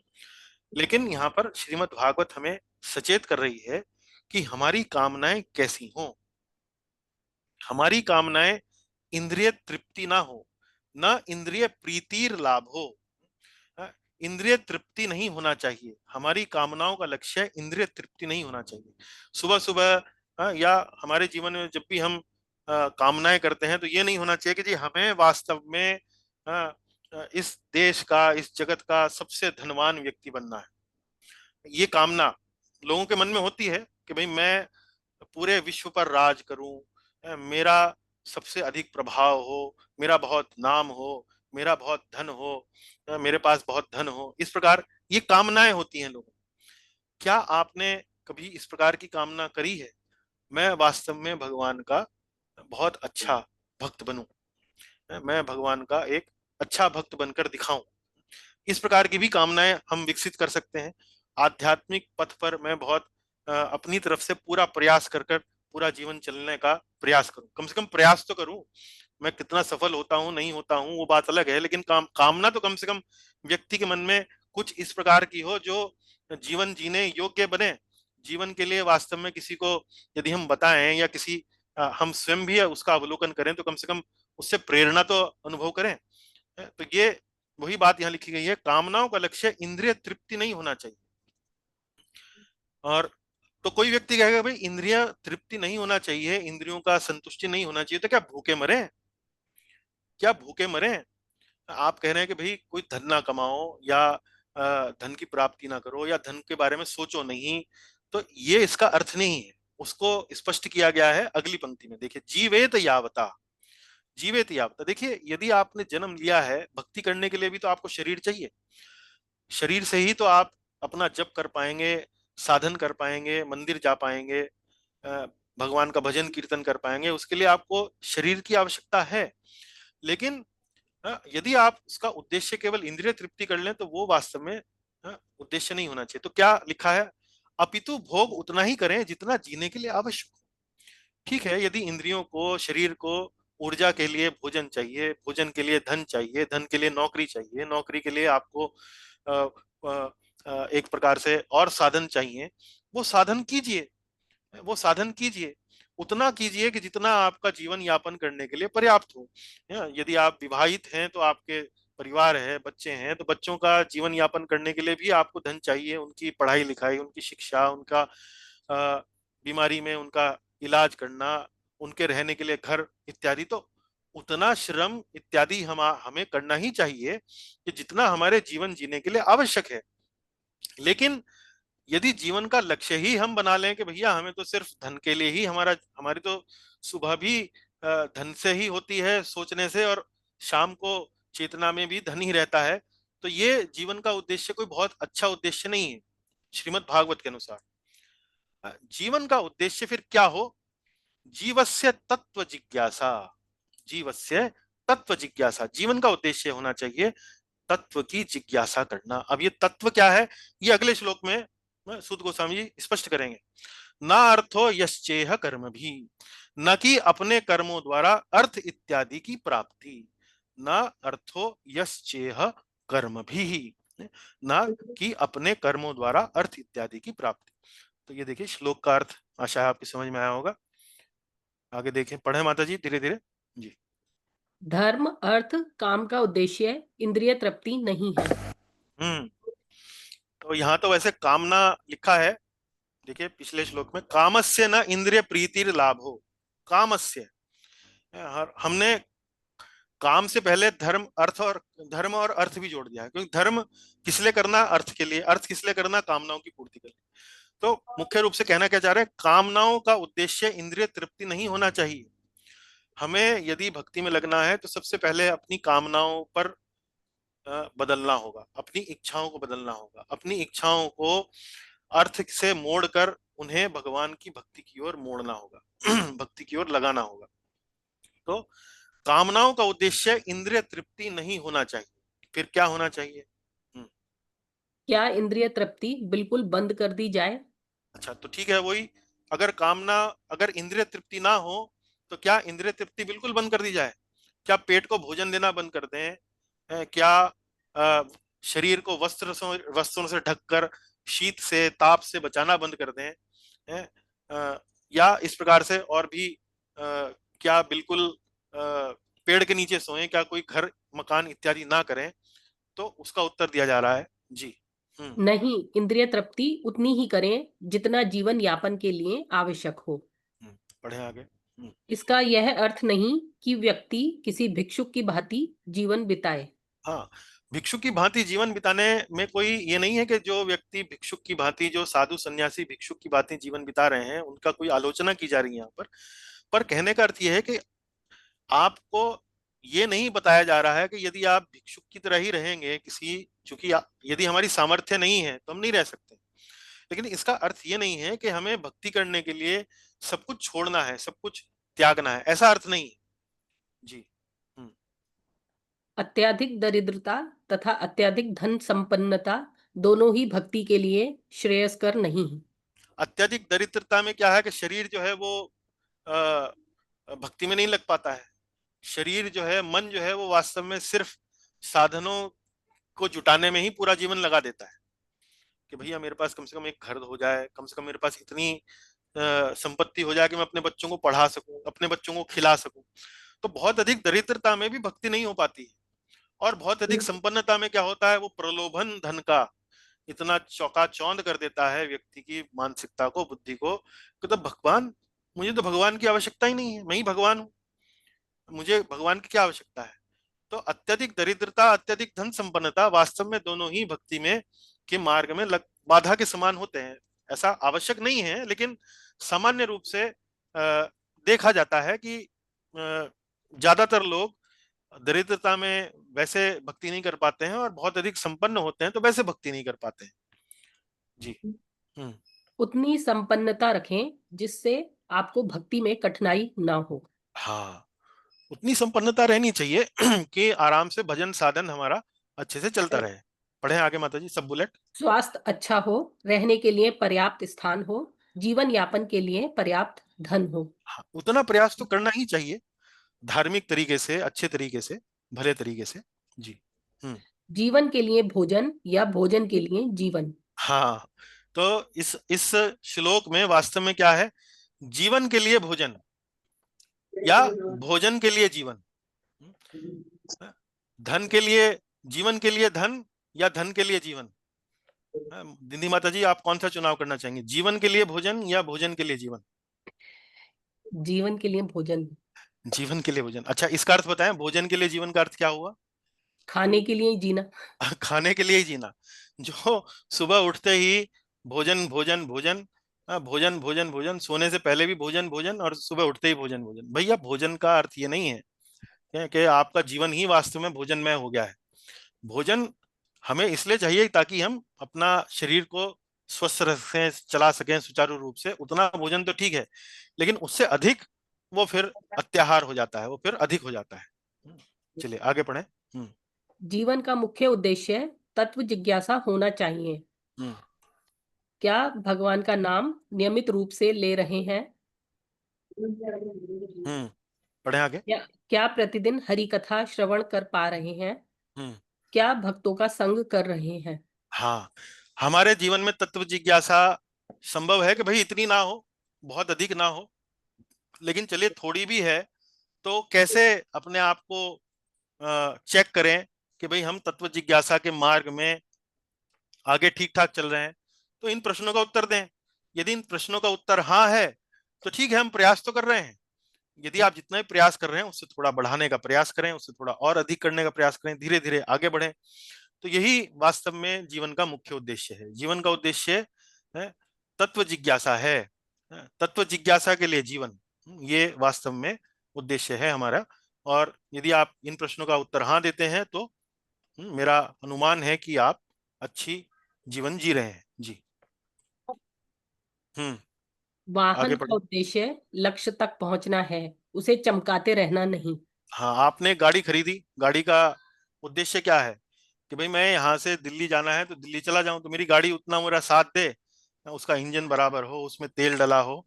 लेकिन यदि आप गाड़ी देखकर बस गाड़ी में घूम ही रहे हैं अपने शहर में कि भाई मैं दिखाऊं कि भाई मेरे पास कितनी बड़ी गाड़ी है, कितनी छोटी गाड़ी है, मेरे पड़ोसी के पास तो इतनी अच्छी गाड़ी नहीं है, केवल उसे चमकाते रहना, वो वाहन का उद्देश्य नहीं है। तो इसी प्रकार से शरीर का उद्देश्य भी क्या है, पढ़िए। शरीर का उद्देश्य आध्यात्मिक प्रगति करना है, शरीर को चमकाते रहना नहीं। हाँ, शरीर को चमकाते रहना नहीं कि भाई हेयर स्टाइल अच्छा हो, लिपस्टिक लगी हो और मेकअप लगा हो और बढ़िया से बढ़िया साड़ी हो, रेबैन का चश्मा हो, और बड़ी बड़ी कौन सी आजकल घड़ियां आती हैं, एप्पल की वॉच हो, मतलब इस तरह से अलग अलग। ऐसा नहीं है, जीवन का उद्देश्य आध्यात्मिक प्रगति करना है। तो कई लोग जो है अपना जीवन इसीलिए बर्बाद कर देते हैं कि वो सोचते हैं कि भाई मेरे पास तो ब्रांडेड कपड़े ही नहीं है, मेरे पास तो जूते भी जो है वो साधारण सा जूता है, वो रीबॉक का जूता नहीं है और एडिडास का जूता नहीं है। खास तौर से बच्चों में, छोटे बच्चों में इस प्रकार की मानसिकता, वैसे तो बड़े बच्चों में भी देखने को मिलती है, बड़ों में भी देखने को मिलती है, लेकिन भागवत सिर्फ उसी मानसिकता को यहाँ बता रहा है कि धर्म का उद्देश्य वास्तव में अर्थ और काम नहीं है। धर्म का उद्देश्य वास्तव में ऊंचा होना चाहिए, तत्व जिज्ञासा होना चाहिए। तो ये बात यहाँ समझाने का प्रयास किया जा रहा है। आगे पढ़ते हैं 11वां श्लोक। तो यहाँ पर तत्व जिज्ञासा की बात हुई, 10वें श्लोक में तत्व जिज्ञासा की बात हुई। वो तत्व क्या है, वो तत्व क्या है, देखिए कैसे एक श्लोक दूसरे श्लोक से जुड़ा हुआ है। पिछले श्लोक में बात की हुई तत्व जिज्ञासा की, यहाँ पर भी तत्व की ही बात होगी, लेकिन बताया जाएगा कि वो तत्व क्या है। वदंती तत्तत्त्वविदस्तत्त्वम् वदन्ति तत्तत्त्वविदस्तत्त्वम् यज्ञानम् अद्वयम् यज्ञानम् अद्वयम् ब्रह्मेति परमात्मेति ब्रह्मेति परमात्मेति भगवानिति शब्दते। भगवानिति शब्दते। पढ़ें यहाँ से, हाँ जी। तत्विद लोग उस तत्व की व्याख्या करते हैं एक अद्वय वस्तु के रूप में। कोई इसे ब्रह्म कहता है, कोई परमात्मा कहता है, तो कोई भगवान कहता है। हम्म अब वो तत्व क्या है? तत्व जिज्ञासा। सूत गोस्वामी जी कह रहे हैं तत्व जिज्ञासा करो। अभी वो पूछ सकता है, कोई प्रश्न करेगा, भाई वो तत्व क्या है, वो स्पष्ट करिए, तत्व क्या है। तो सूत गोस्वामी जी श्लोक में उस तत्व की व्याख्या कर रहे हैं। वदंती तत् तत्व विदस तत्वम। देखिए काव्य का बड़ा अनूठा संगम, तत् तत्व तत्व। तो बार बार जो है तत् तत् तत् करके जो शब्द आता है, इससे शब्द की सुंदरता है, अलंकार, अलंकार पढ़े होंगे आपने, तो अलंकार का उपयोग भी किया गया है। वदंती तत् तत्व विदस तत्वम यज्ञानम अद्वयम। वदंती, वदंती मतलब बोलते हैं, कहते हैं, व्याख्या करते हैं। तत्, तत् मतलब उसकी, तत् मतलब सर्वनाम है, जैसे दैट, दैट, तत्, दैट। तत्व, तत्व मतलब वही तत्व जिसकी चर्चा पिछले श्लोक में हुई कि वो तत्व क्या है, उस तत्व की। तत्वविदस, तत्वविदस, तत्वविदस मतलब विद मतलब होता है जानना। तो जो लोग उस तत्व को जानते हैं वे लोग उस तत्व की व्याख्या करते हैं। तो तत्वविद लोग उस तत्व की व्याख्या करते हैं। तो यहाँ उस में आता है तत्, तत्, तत्व विदस तत्वम, तत् तत्व विदस तत्वम, तत् तत्व विदस तत्वम। किस प्रकार से उसकी व्याख्या करते हैं? यज ज्ञानम अद्वयम, जिसका ज्ञान जो है, जिसकी समझ जो है वो क्या है? अद्वय है। अद्वय, अद्वय मतलब दो नहीं है, वो दो नहीं है, मतलब वो एक ही है, वो दो नहीं है, एक अद्वय वस्तु के रूप में उसकी व्याख्या करते हैं। अब ये अद्वय क्या है ये हम थोड़ी देर में समझेंगे, पर फिलहाल आप श्लोक की संस्कृत को समझने का प्रयास करें कि तत्वविद लोग उस तत्व की व्याख्या करते हैं और पहला लक्षण उस तत्व का क्या बताते हैं कि ये एक अद्वय वस्तु है। अद्वय, अद्वय क्या है ये हम थोड़ी देर में पढ़ेंगे। और उसको अलग अलग नामों से जानते हैं, कोई उसे ब्रह्म कहता है, कोई परमात्मा कहता है, तो कोई भगवान कहता है। ये वो तत्व है, उस तत्व की जिज्ञासा तुम्हें करनी चाहिए। अब चर्चा जो है, चर्चा का जो फोकस है वो अब बदल गया है। अब हम थोड़ा गहराई में जाएंगे कि भाई वो तत्व क्या है। पढ़े माता जी। इस श्लोक में उस तत्व का वर्णन जिसका उल्लेख 1.2.10 में आया है, तत्व जिज्ञासा। इस श्लोक में उस तत्व का वर्णन किया गया है जिसका उल्लेख पिछले श्लोक में आया है, यानी कि तत्व जिज्ञासा शब्द का उपयोग हुआ है। अगला पढ़ें। अद्वय का अर्थ वस्तु तथा उससे उसे इंगित करने वाले शब्द में कोई भेद नहीं। हाँ, ये बड़ा प्रमुख उसका लक्षण है। ये लक्षण जो है इसको समझना सरल नहीं है, क्योंकि हमें इस प्रकार के लक्षण का कोई अनुभव नहीं है, इसलिए समझ में नहीं आता है। हमारा अनुभव क्या है? हमारा अनुभव ये है, इस भौतिक जगत में यदि कोई वस्तु है, उस वस्तु को हम कैसे जानते हैं? उस वस्तु को जानते हैं किसी शब्द के माध्यम से। जैसे मैं आपसे कहूं आम, तो आम एक शब्द है, लेकिन उस आम शब्द को मैं जैसे ही बोलता हूं तो आपके मन में एक चित्र बनता है, एक फल का जो पीले रंग का है, हरे रंग का है या हल्का फुल्का लाल है। तो इस प्रकार से आपके मन में एक चित्र बनता है। तो ये एक वस्तु की बात हम कर रहे हैं जो इस भौतिक जगत में मिलती है और हम उसे आम शब्द से संबोधित करते हैं। तो यदि इस भौतिक जगत में हमारा अनुभव यह है कि एक वस्तु होती है और उस वस्तु को इंगित करने वाला एक शब्द होता है, तो अद्वय शब्द का अर्थ यह होता है कि वस्तु में और जिस शब्द के माध्यम से उस वस्तु को बताया जा रहा है उसमें कोई भेद ना हो, उसमें कोई भेद ना हो। भौतिक जगत में ऐसा नहीं होता है। भौतिक जगत में वस्तु में और उस शब्द से वो वस्तु जो इंगित की जा रही है उस शब्द में अंतर होता है। अर्थात, चलिए अर्थात भी समझते हैं, पढ़िए। भौतिक जगत में वस्तु तथा उसे इंगित करने वाले शब्द में भेद होता है। हम्म आम शब्द तथा आम फल में अंतर है। हम्म आम फल को नष्ट किया जा सकता है, परंतु आम शब्द रहता है। हाँ, अब मैं आम शब्द को नष्ट करने का मतलब यह है कि मान लीजिए मैं आम शब्द को छील के अलग अलग करके उसको खा लूं, तो आम तो चला गया, लेकिन आम जो शब्द है वो फिर भी बना रहता है। आगे पढ़ें। पानी शब्द का उच्चारण करने मात्र से प्यास नहीं बुझ सकती है। हाँ, तो मान लीजिए आपको पानी, आपको प्यास लगी है, तो यदि आप पानी पानी पानी पानी बोलेंगे तो आपकी प्यास नहीं बुझने वाली, वो प्यास नहीं बुझने वाली। पानी के लिए, प्यास बुझाने के लिए आपको वास्तव में पानी पदार्थ के रूप में उसको ग्रहण करना होगा, तभी वो आपकी प्यास बुझा सकता है। हम्म पानी शब्द पानी वस्तु का कार्य नहीं कर सकता। हाँ, पानी शब्द पानी वस्तु का कार्य नहीं कर सकता, लेकिन आध्यात्मिक विषयों में ये नहीं होता है। आध्यात्मिक विषयों में वस्तु में और उसको इंगित करने वाले शब्द में कोई अंतर नहीं होता है। इसको भी समझेंगे जरा। आध्यात्मिक जगत में वस्तु तथा उसे इंगित करने वाले शब्द में भेद नहीं होता है। हम्म कृष्ण नाम में तथा स्वयं कृष्ण में कोई अंतर नहीं। कृष्ण नाम में और स्वयं कृष्ण में कोई अंतर नहीं। तो यदि आप भगवान कृष्ण का नाम लेते रहते हैं तो इसका मतलब क्या है कि वास्तव में आप उस समय स्वयं भगवान श्री कृष्ण के साथ संपर्क बनाने का प्रयास कर रहे हैं या संपर्क में हैं। तो इसलिए बोलते हैं ना कि भगवान का जब नाम का जप किया जाए तो बड़ी श्रद्धा से, बड़े आदर से किया जाना चाहिए। क्यों? क्योंकि कृष्ण में और कृष्ण के नाम में कोई अंतर नहीं है। इसे बोलते हैं अद्वय ज्ञान। डुअलिटी नहीं है, एक ही है। कृष्ण का नाम लेने से आप भगवान कृष्ण का अनुभव कर सकते हैं, इसलिए इसको बोला गया है अद्वय ज्ञान। अद्वय का अर्थ पढ़िए माता जी, दूसरा बुलेट एक बार फिर से पढ़िए। अद्वय का अर्थ वस्तु तथा उसे इंगित करने वाले शब्द में कोई भेद नहीं। तो ये अद्वय शब्द का अर्थ समझाने का प्रयास किया जा रहा है। इतना समझाने के बाद भी मुझे मालूम है कि स्पष्टता नहीं होगी, और उसका कारण भी मैं आपको बता रहा हूं। क्योंकि हमें भौतिक जगत में इस प्रकार का कोई अनुभव नहीं है, तो उसको समझ नहीं सकते हम लोग। लेकिन शास्त्रों में जिस प्रकार से बताया गया है, समझाया गया है, उसके माध्यम से यदि हम इसे स्वीकार करेंगे तो हम एक तरह से थोड़ा सा समझने की ओर प्रगति करेंगे। ठीक है, आगे पढ़िए।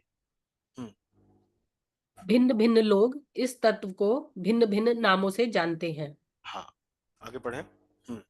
ज्ञानी इस तत्व को ब्रह्म कहते हैं, जो निराकार है, जिसमें ज्ञाता और ज्ञेय का भेद नहीं है, जो शुद्ध चेतना है।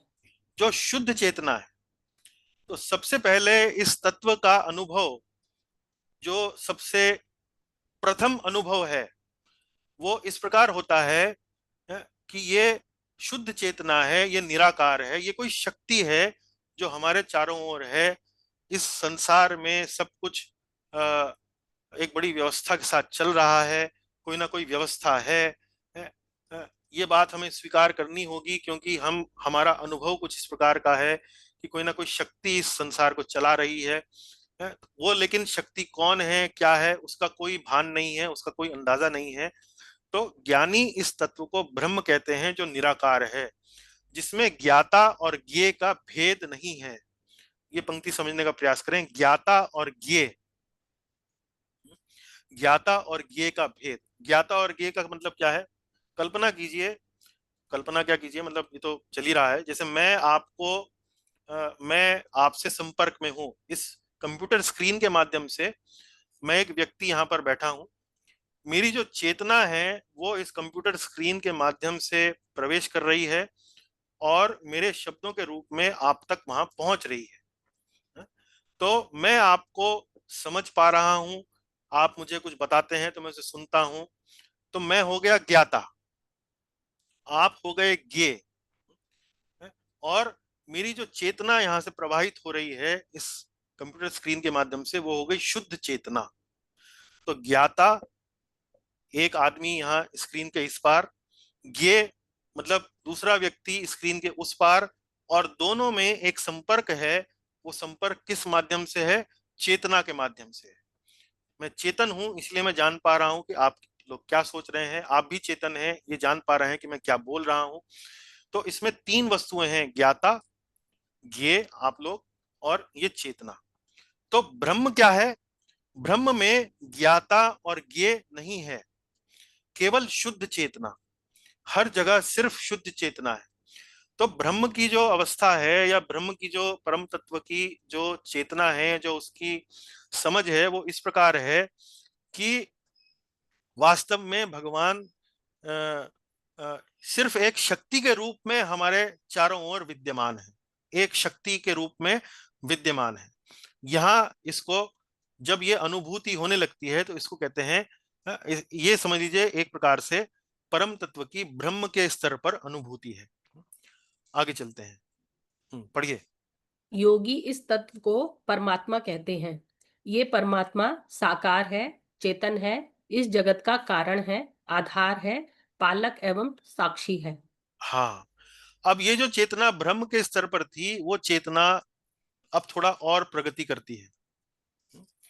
कुछ आध्यात्मवादी हैं जो और प्रगति इस परम तत्व को समझने में कर पाते हैं, उनको कहते हैं योगी।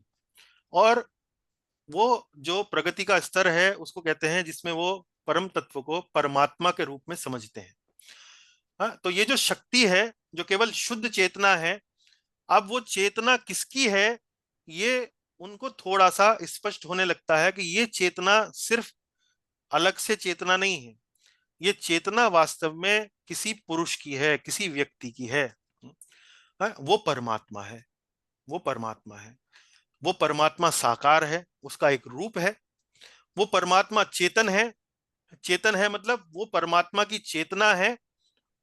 तो चेतना अलग से है, और वो चेतना किसकी है, वो चेतना किसकी है, परमात्मा की है। तो वो व्यक्ति भी अलग है, वो ज्ञाता भी है। जैसे यहाँ ज्ञाता और ज्ञेय में कोई भेद नहीं हमने लिखा था, लेकिन यहाँ परमात्मा ज्ञाता है, परमात्मा को इस बात की चेतना है कि क्या चल रहा है।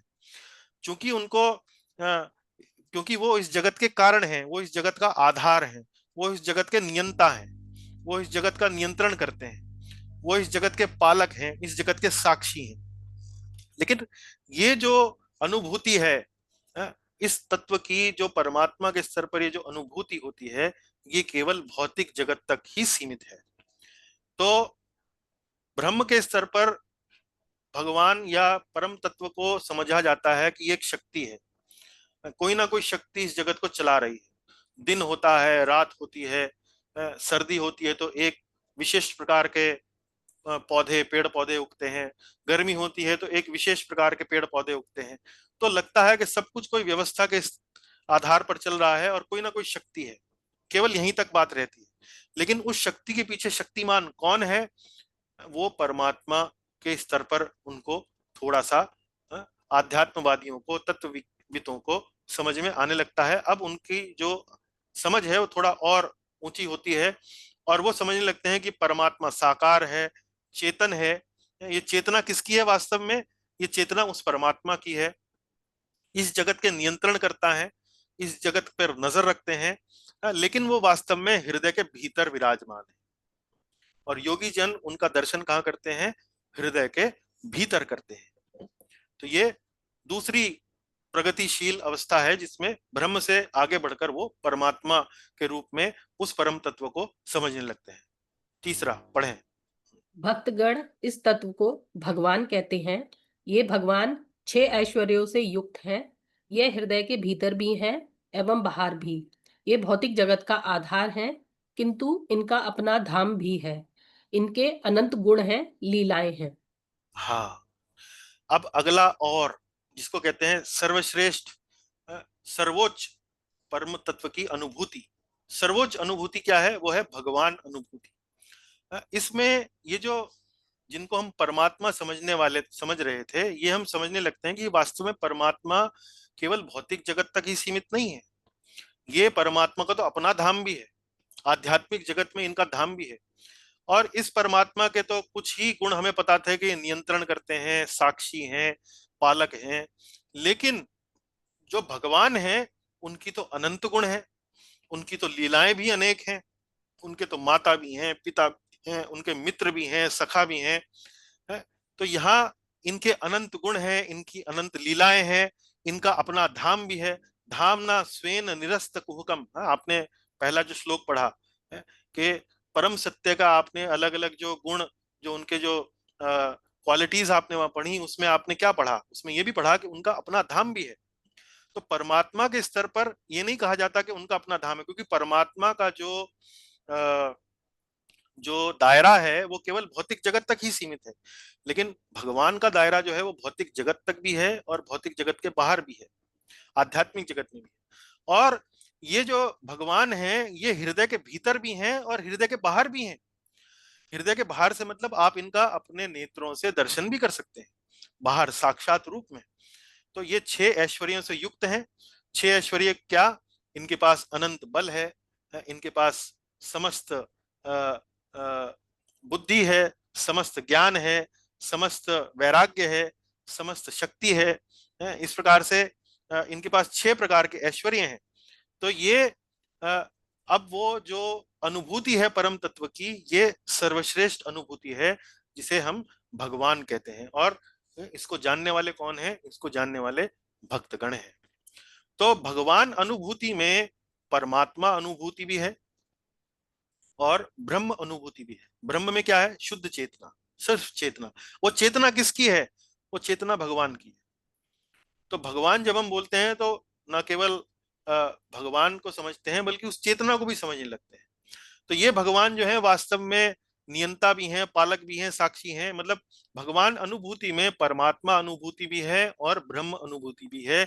इसीलिए भक्तों को वास्तव में सर्वश्रेष्ठ योगी कहा जाता है। श्रीमद् भगवत गीता के 6वें अध्याय का 47वां श्लोक, योगी नाम अपि सर्वेशाम मद्गतेनंतरात्मना, ऐसा महाश्लोक आप पढ़ सकते हैं, जिसमें भगवान श्री कृष्ण कहते हैं कि सभी योगियों में वो योगी सर्वश्रेष्ठ है जो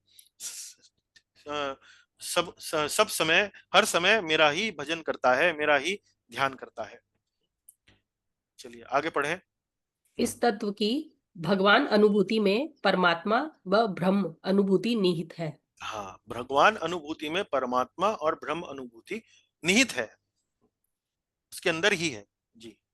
लेकिन परमात्मा अनुभूति और ब्रह्म अनुभूति में भगवान अनुभूति नहीं है। परमात्मा अनुभूति में ब्रह्म अनुभूति है, लेकिन ब्रह्म अनुभूति में परमात्मा अनुभूति नहीं है। ये आशा है आपको समझ में आया होगा। आगे चलें जी। भगवान का उपासक परमात्मा के उपासक से श्रेष्ठ है, परमात्मा का उपासक ब्रह्म के उपासक से श्रेष्ठ है। हाँ, तो भक्तगण योगी से श्रेष्ठ है, योगी ज्ञानी से श्रेष्ठ है आध्यात्मिक दृष्टिकोण से। हाँ पढ़े। गीता 6.46 से 47 में भी यही कहा गया है। मैंने अभी आपको बताया, योगी नाम अपि सर्वेशाम, वो श्लोक आप देख सकते हैं, उसमें यही बताया गया है। तो जैसे एक और उदाहरण में देने का प्रयास करूंगा, शायद आपको उससे समझ में आए। जैसे ब्रह्म क्या है? जैसे मैं कहूं हरे पत्ती का रंग क्या होता है? पत्ती का रंग होता है हरा। तो कल्पना कीजिए कि कोई पत्ती जिसका रंग ना हो और जिसका कोई आकार ना हो, लेकिन फिर भी आप उसको पत्ती के रूप में समझ पा रहे हो, तो आप कहेंगे कि भाई वो भी एक पत्ता है, लेकिन आप उसके जो विशेषताएं हैं, जो उसके गुण हैं, हरा रंग और उसका एक विशेष प्रकार का आकार, उसके बिना आपको पत्ती समझ रहे हैं, किसी वस्तु को पत्ते के रूप में समझ रहे हैं, वो आप कहेंगे कि एक तरह से वो ब्रह्म के रूप में आप उसको समझ रहे हैं। मतलब एक मैं एनालॉजी दे रहा हूं, दृष्टांत देने के माध्यम से समझाने का प्रयास करूं। अब यहाँ एक चित्र के माध्यम से भी समझाने का प्रयास कर रहे हैं। देखिए, ब्रह्म ये शुद्ध चेतना है, सर्वव्यापी है, सब जगह एक जैसी दिखती है, कहीं कोई विविधता नहीं है, कहीं कोई गुण नहीं है, सिर्फ शुद्ध चेतना, सिर्फ शुद्ध चेतना। लेकिन उस शुद्ध चेतना का प्रसार कहां से हो रहा है? उस शुद्ध चेतना के पीछे एक व्यक्ति है, एक पुरुष है। ये चेतना उसी की है, ये परमात्मा अनुभूति है। ये व्यक्ति इस भौतिक जगत को चला रहा है, उसका नियंत्रण कर रहा है। ये व्यक्ति, यही पुरुष जो है, सभी जीवों के हृदय के अंदर विद्यमान है। यहाँ तक कि इस भौतिक जगत के अणुओं में भी, कण कण में भी यही व्यक्ति विद्यमान है। यही उसका आधार है, यही उसका आधार है। यहाँ पर परम तत्व की जो समझ है वो है कि एक भगवान की शक्ति है। यहाँ पर परम सत्य की समझ में थोड़ा और सुधार होता है, जिसमें शक्ति के पीछे कोई शक्तिमान भी है, वो परमात्मा है। लेकिन वो परमात्मा के यहाँ पर हमें कुछ ही गुण पता लगते हैं कि जैसे कि वो नियंता है, साक्षी हैं, अनुमंता हैं। लेकिन उन परमात्मा का अपना धाम भी है, उनकी एक कोई चिर संगिनी भी है, उनकी कोई माता भी हैं, उनके सखा भी हैं, उनके पिता भी हैं, उनकी अपनी कोई उनको बांसुरी बजाना अच्छा लगता है। ये समझ है भगवान की समझ। तो भगवान की समझ में आप यहाँ देखिए, भगवान के चारों ओर ये ब्रह्म ज्योति दिखाई गई है, यहाँ देखिए। तो भगवान के अनुभूति में ब्रह्म की अनुभूति भी है और परमात्मा की भी अनुभूति है ना। तो ये इस तरह से समझ सकते हैं। चलिए आगे 12वां पढ़ें जी। ये तो सतचित और आनंद तीन ही हो गए ना प्रभु जी। प्रभु जी सॉरी, ये सतचित और आनंद वही चीज आ रही है इसमें तो एक तरह से। हाँ जी, हमने दूसरे तरीके से समझाया, मतलब थोड़ा सरल करके समझाया जी। जी चलिए निधि माता जी अगला पढ़ेंगे। जी।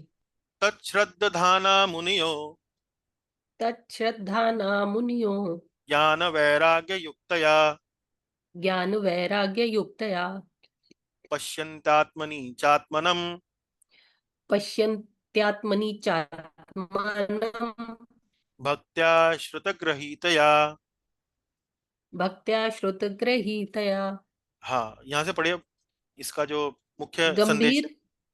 यहाँ से अच्छा। श्लोक 12। इस तत्व परम सत्य को भक्ति द्वारा अनुभूत किया जाता है। हाँ देखिए 10वें श्लोक में बताया है कि तत्व गंभीर जिज्ञासा, एक मिनट, 10वें श्लोक में बताया है कि तत्व जिज्ञासा करना ही वास्तव में सही धर्म है, धर्म का उद्देश्य होना चाहिए। 11वें श्लोक में बताया गया है कि वो तत्व क्या है, और 12वें श्लोक में अब बता रहे हैं कि उस तत्व को कैसे आप अनुभूत कर सकते हैं, कैसे वहां तक आप पहुंच सकते हैं। पढ़िए माता जी यहाँ से जी। गंभीर जिज्ञासु अथवा मुनि जो ज्ञान तथा वैराग्य से युक्त हैं, उस परम सत्य की अनुभूति करते हैं, गुरु द्वारा श्रवण करके, भक्ति के निष्पादन के द्वारा। हाँ, तो उस तत्व को कैसे अनुभूत किया जा सकता है, उस तत्व को यहाँ पर इस श्लोक में बताया गया है कि उस तत्व को भक्ति के निष्पादन द्वारा किया जा सकता है। भक्तया श्रुत ग्रहीतया। और उस भक्ति का निष्पादन, भक्ति का मतलब एग्जीक्यूशन, उसकी प्रैक्टिस कैसे की जाती है, उसका अभ्यास कैसे किया जाता है, जब आप गुरु के द्वारा श्रवण करते हैं। श्रुत ग्रहीतया, गुरु से सीखते हैं, गुरु से सीखने के बाद उसको प्रैक्टिस में लाते हैं, अभ्यास में लाते हैं, और धीरे धीरे जब आप ये करते हैं, उस परम तत्व को, उस भगवान को आप अनुभूत कर सकते हैं, उसको समझ सकते हैं, उस तक पहुंच सकते हैं। चलिए पढ़े माता जी यहाँ से। इस श्लोक में बताया गया है कि उस तत्व परम तत्व को कैसे अनुभव पश्यंती करे। हाँ, यहाँ पश्यंती शब्द आया है। तच्छ्रद्धानया मुनयो ज्ञान वैराग्य युक्तया पश्यन्त्य आत्मनि चा आत्मानम। पश्यन्ति, पश्यन्ति मतलब देखना। देखने का मतलब क्या है कि जैसे मान लीजिए मुझे प्रसन्नता की अनुभूति हो रही है, अनुभव हो रहा है। प्रसन्नता को मैं कैसे, कोई कैसे देख सकता है प्रसन्नता को, उसका अनुभव ही करना पड़ेगा ना। तो इसलिए उस परम तत्व का अनुभूति करना, अनुभव कैसे करें, ये श्लोक में बताया गया है जी। वह प्रक्रिया है श्रवण के द्वारा। हाँ, आगे पढ़ें। इसके लिए हमारे पास 3 योग्यताएं होना आवश्यक है। पहला पहले श्रद्धा, श्रद्धा नाम श्रद्धाना। मननशीलता मुनियो, हम्म, श्रद्धा मननशीलता मुनियो, ज्ञान तथा वैराग्य, ज्ञान वैराग्य युक्तो। हाँ, अब यहाँ देखिए तच्छ्रद्धाना मुनियो ज्ञान वैराग्य युक्तो, इस प्रकार से पहली पंक्ति है। तो श्रद्धाना, श्रद्धाना मतलब ऐसे व्यक्ति में श्रद्धा होनी चाहिए। श्रद्धा मतलब एक सकारात्मक भाव होना चाहिए उस तत्व की जिज्ञासा के प्रति। और अगला क्या है, मुनयो, मुनयो मतलब मननशीलता।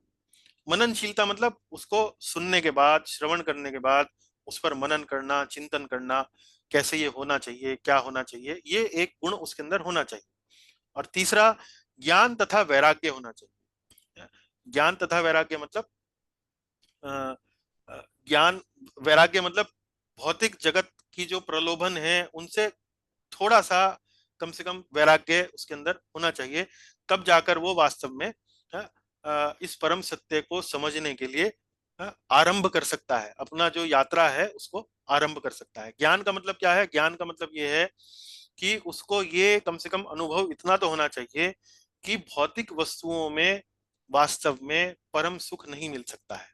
भौतिक वस्तुओं के उपयोग से, भौतिक वस्तुओं के भोग से परम सुख नहीं मिल सकता। इतना अनुभव उसको जगत में अपना जीवन यापन करके जब होने लगता है तो ये कहते हैं कि ज्ञान तथा वैराग्य। लेकिन पढ़े यहां से। ज्ञान तथा वैराग्य मुख्यतः ज्ञानियों तथा योगियों के लिए है। हाँ, तो ज्ञान तथा वैराग्य का जो अभ्यास है मुख्य रूप से वो ज्ञानी, ज्ञान मार्ग वाले या योग, ध्यान योग वाले ये मुख्य रूप से करते हैं। भक्ति योग वाले ज्ञान वैराग्य के पीछे नहीं पड़ते हैं जी। भक्तों पढ़े। के लिए ज्ञान तथा वैराग्य से ही आता है।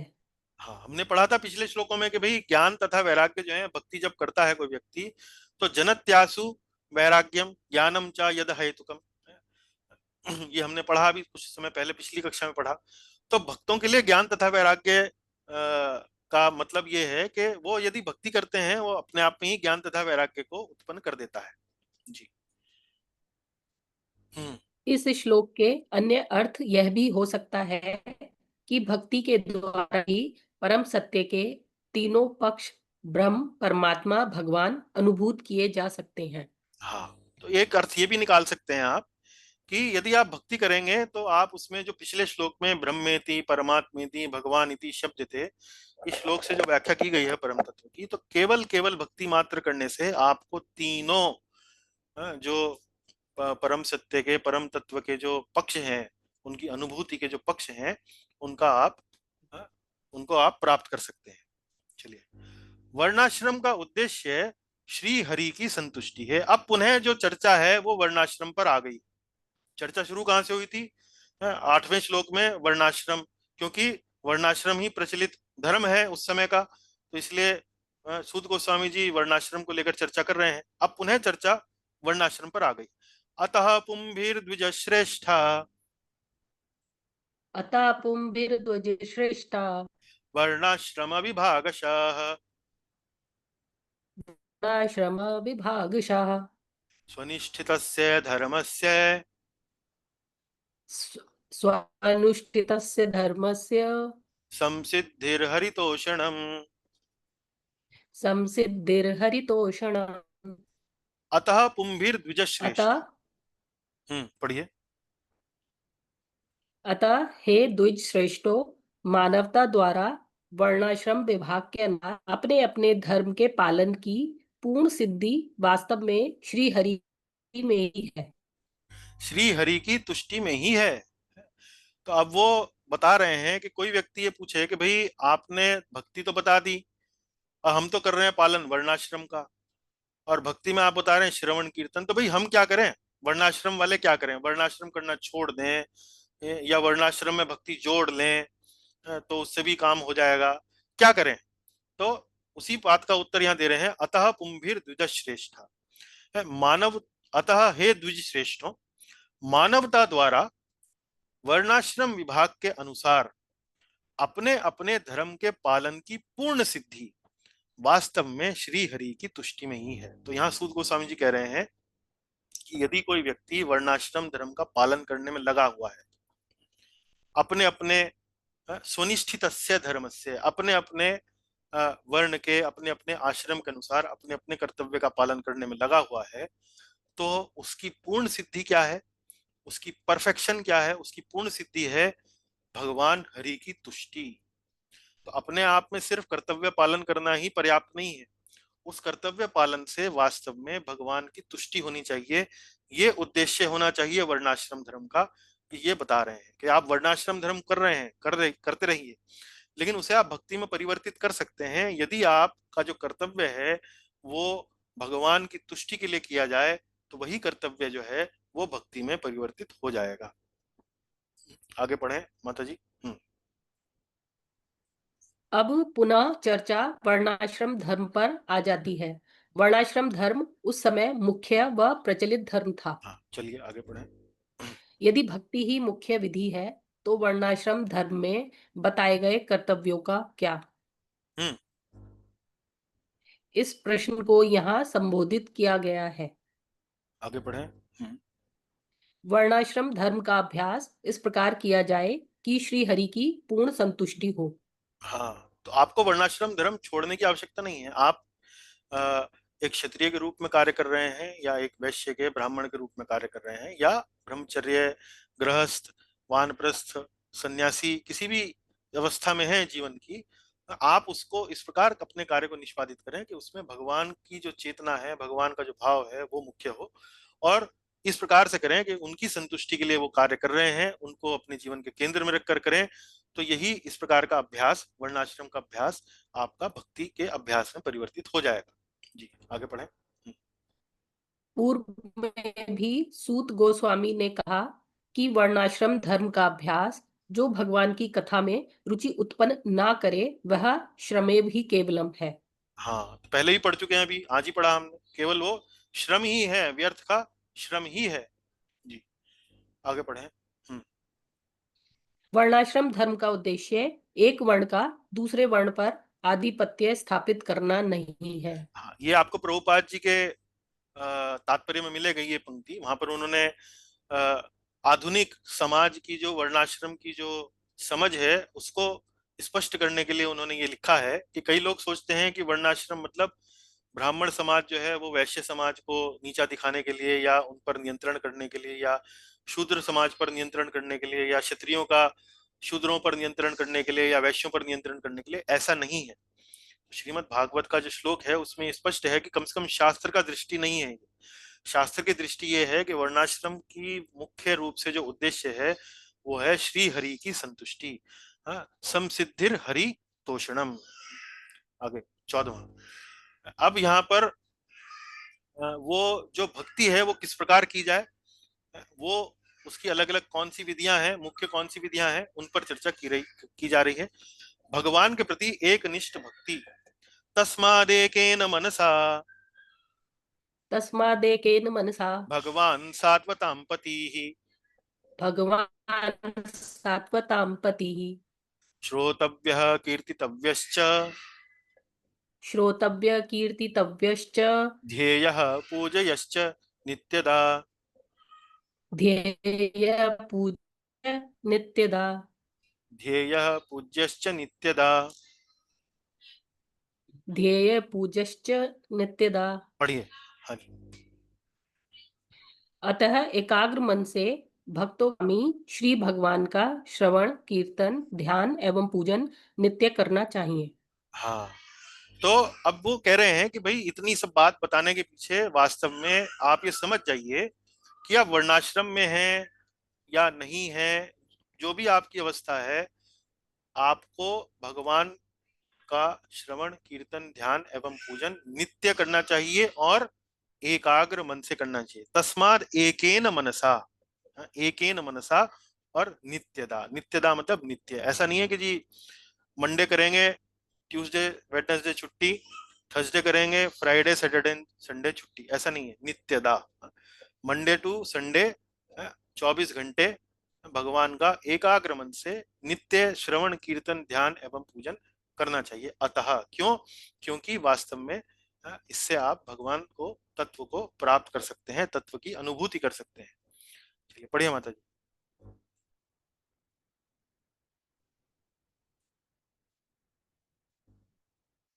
समाज में किसी न किसी व्यक्ति के बारे में श्रवण व गुणगान चलता ही रहता है,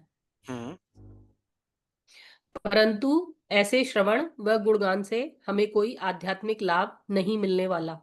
हाँ, आप कोई भी टीवी चैनल उठा के देख लीजिए, कोई अखबार उठा के देख लीजिए, कोई ना कोई श्रवण कीर्तन गुणगान चर्चा चलती रहती है, लेकिन ऐसी चर्चाओं से हमारा आध्यात्मिक कल्याण नहीं होगा।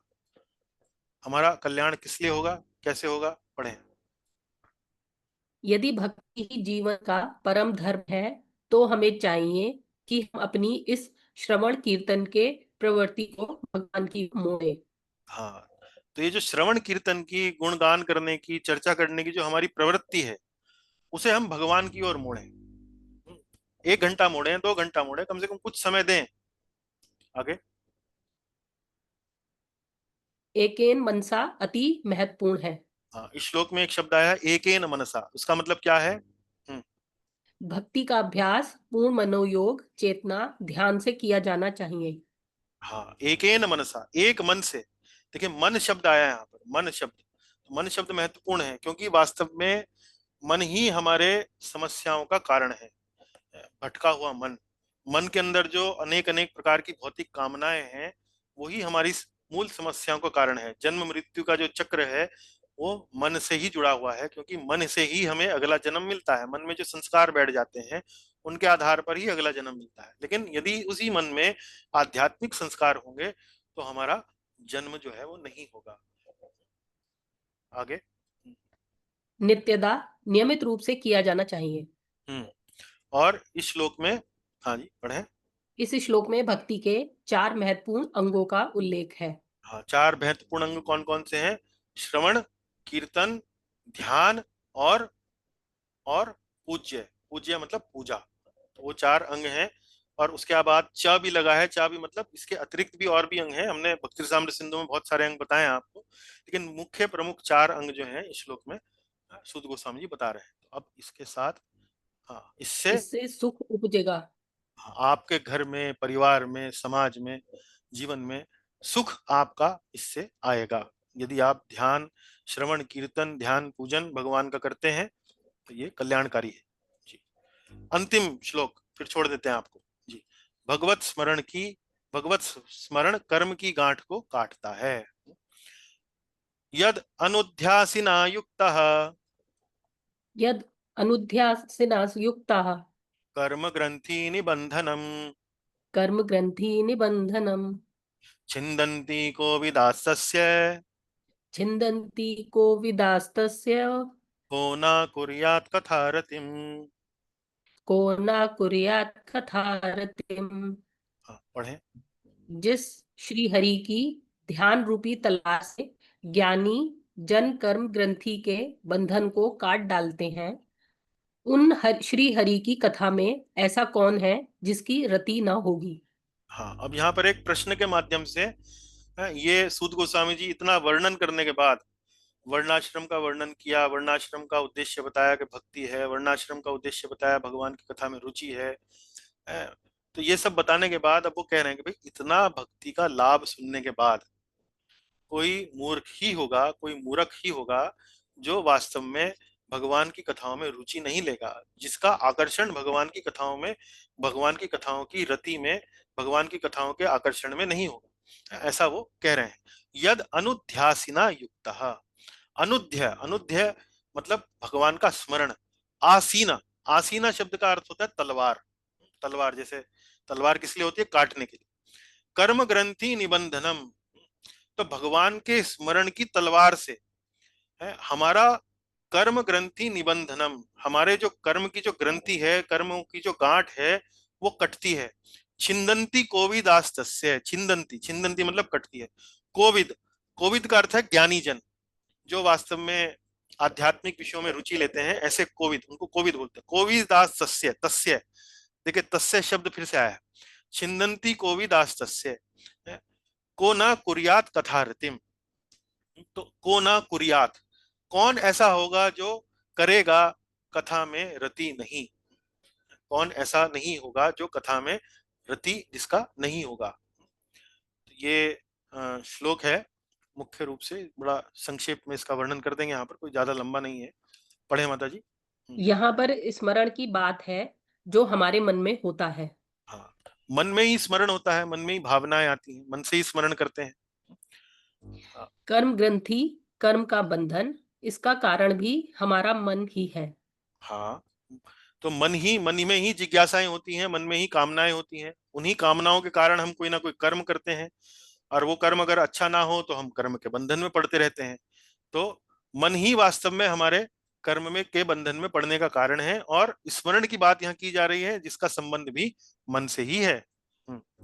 हम जैसे कर्म करते हैं वैसे संस्कार विकसित करते हैं जो हमारे मन में संचित होते रहते हैं। अतः भगवत स्मरण के द्वारा हमारे संस्कार शुद्ध होंगे तथा हमारे कर्म समाप्त होंगे। हमारी जो कर्म का जो बंधन है, कर्म की जो ग्रंथि है वो कट जाएगी। इसलिए यहाँ पर भगवान की स्मरण को क्या कहा गया है? तलवार। पढ़े आगे। इतना जानने पर कोई मूर्ख व्यक्ति ही होगा जो ऐसे लाभ को अपनाएगा नहीं। हाँ, अब मान लीजिए किसी साड़ी के स्टोर पर 80% सेल लिख दिया जाए, 80% डिस्काउंट, जो 1000 रुपए की थी वो 200 रुपए में मिल रही है, और आप किसी स्त्री को जाकर बताएं कि जी देखो ऐसे ऐसे फलानी दुकान पर 80% डिस्काउंट पर साड़ी मिल रही है, और फिर भी यदि वो स्त्री उस स्टोर पर जाकर झांके भी ना, तो आपके मन में क्या विचार आएगा? भैया ये तो बिल्कुल ही या तो स्त्री के रूप में इसका वर्णन करना उचित नहीं है। मतलब मैं स्त्री समाज के लेकर कोई मजाक नहीं उड़ा रहा हूँ, लेकिन मैं एक आपको उदाहरण देकर समझाने का प्रयास कर रहा हूँ कि पुरुषों में भी ऐसा कोई उदाहरण बनाया जा सकता है। पर कहने का भाव यह है कि यदि आपने इतना वर्णन सुन लिया, भक्ति का इतना गुणगान सुन लिया, उसके बावजूद भी यदि भगवान की कथाओं में रुचि ना उत्पन्न हो रही हो, तो फिर आपके विषय में क्या कहा जा सकता है। तो यही बात यहाँ इस श्लोक में सूत गोस्वामी जी कह रहे हैं कि भाई को कोविता सस्य को ना कुर्यात कथा रति। तो भगवान की कथाओं में रति या आकर्षण अगर इतना सुनने के बाद भी नहीं हो रहा है, तो उसका तो फिर भगवान ही मालिक है। ठीक, यह मुख्य रूप से इसका मूल संदेश है। तो आशा है आपको कथा में आनंद आया होगा, रुचि आई होगी, और श्रीमद् भागवत का धीरे धीरे आपको पता लग रहा होगा कि इसमें वास्तव में किस प्रकार के धर्म का वर्णन किया गया है और ये आपको क्या संदेश देने का प्रयास कर रही है। चलिए इसी के साथ कथा को यहीं विश्राम देंगे। श्रीमद् भागवत की जय, ग्रंथराज श्रीमद् भागवतम की जय, शिला प्रभुपाद जी की जय, शिला विश्वनाथ चक्रवर्ती ठाकुर जी की जय, शिला श्रीधर स्वामी महाराज की जय। हरे कृष्ण। कोई प्रश्न हरे है? कृष्ण। हरे कृष्ण। जी हरे कृष्ण। दंडवत गुरु जी। दंडवत प्रभु जी। हरे बोल कृष्ण सकता प्रभु हूँ जी, गुरु? दंडवत प्रणाम।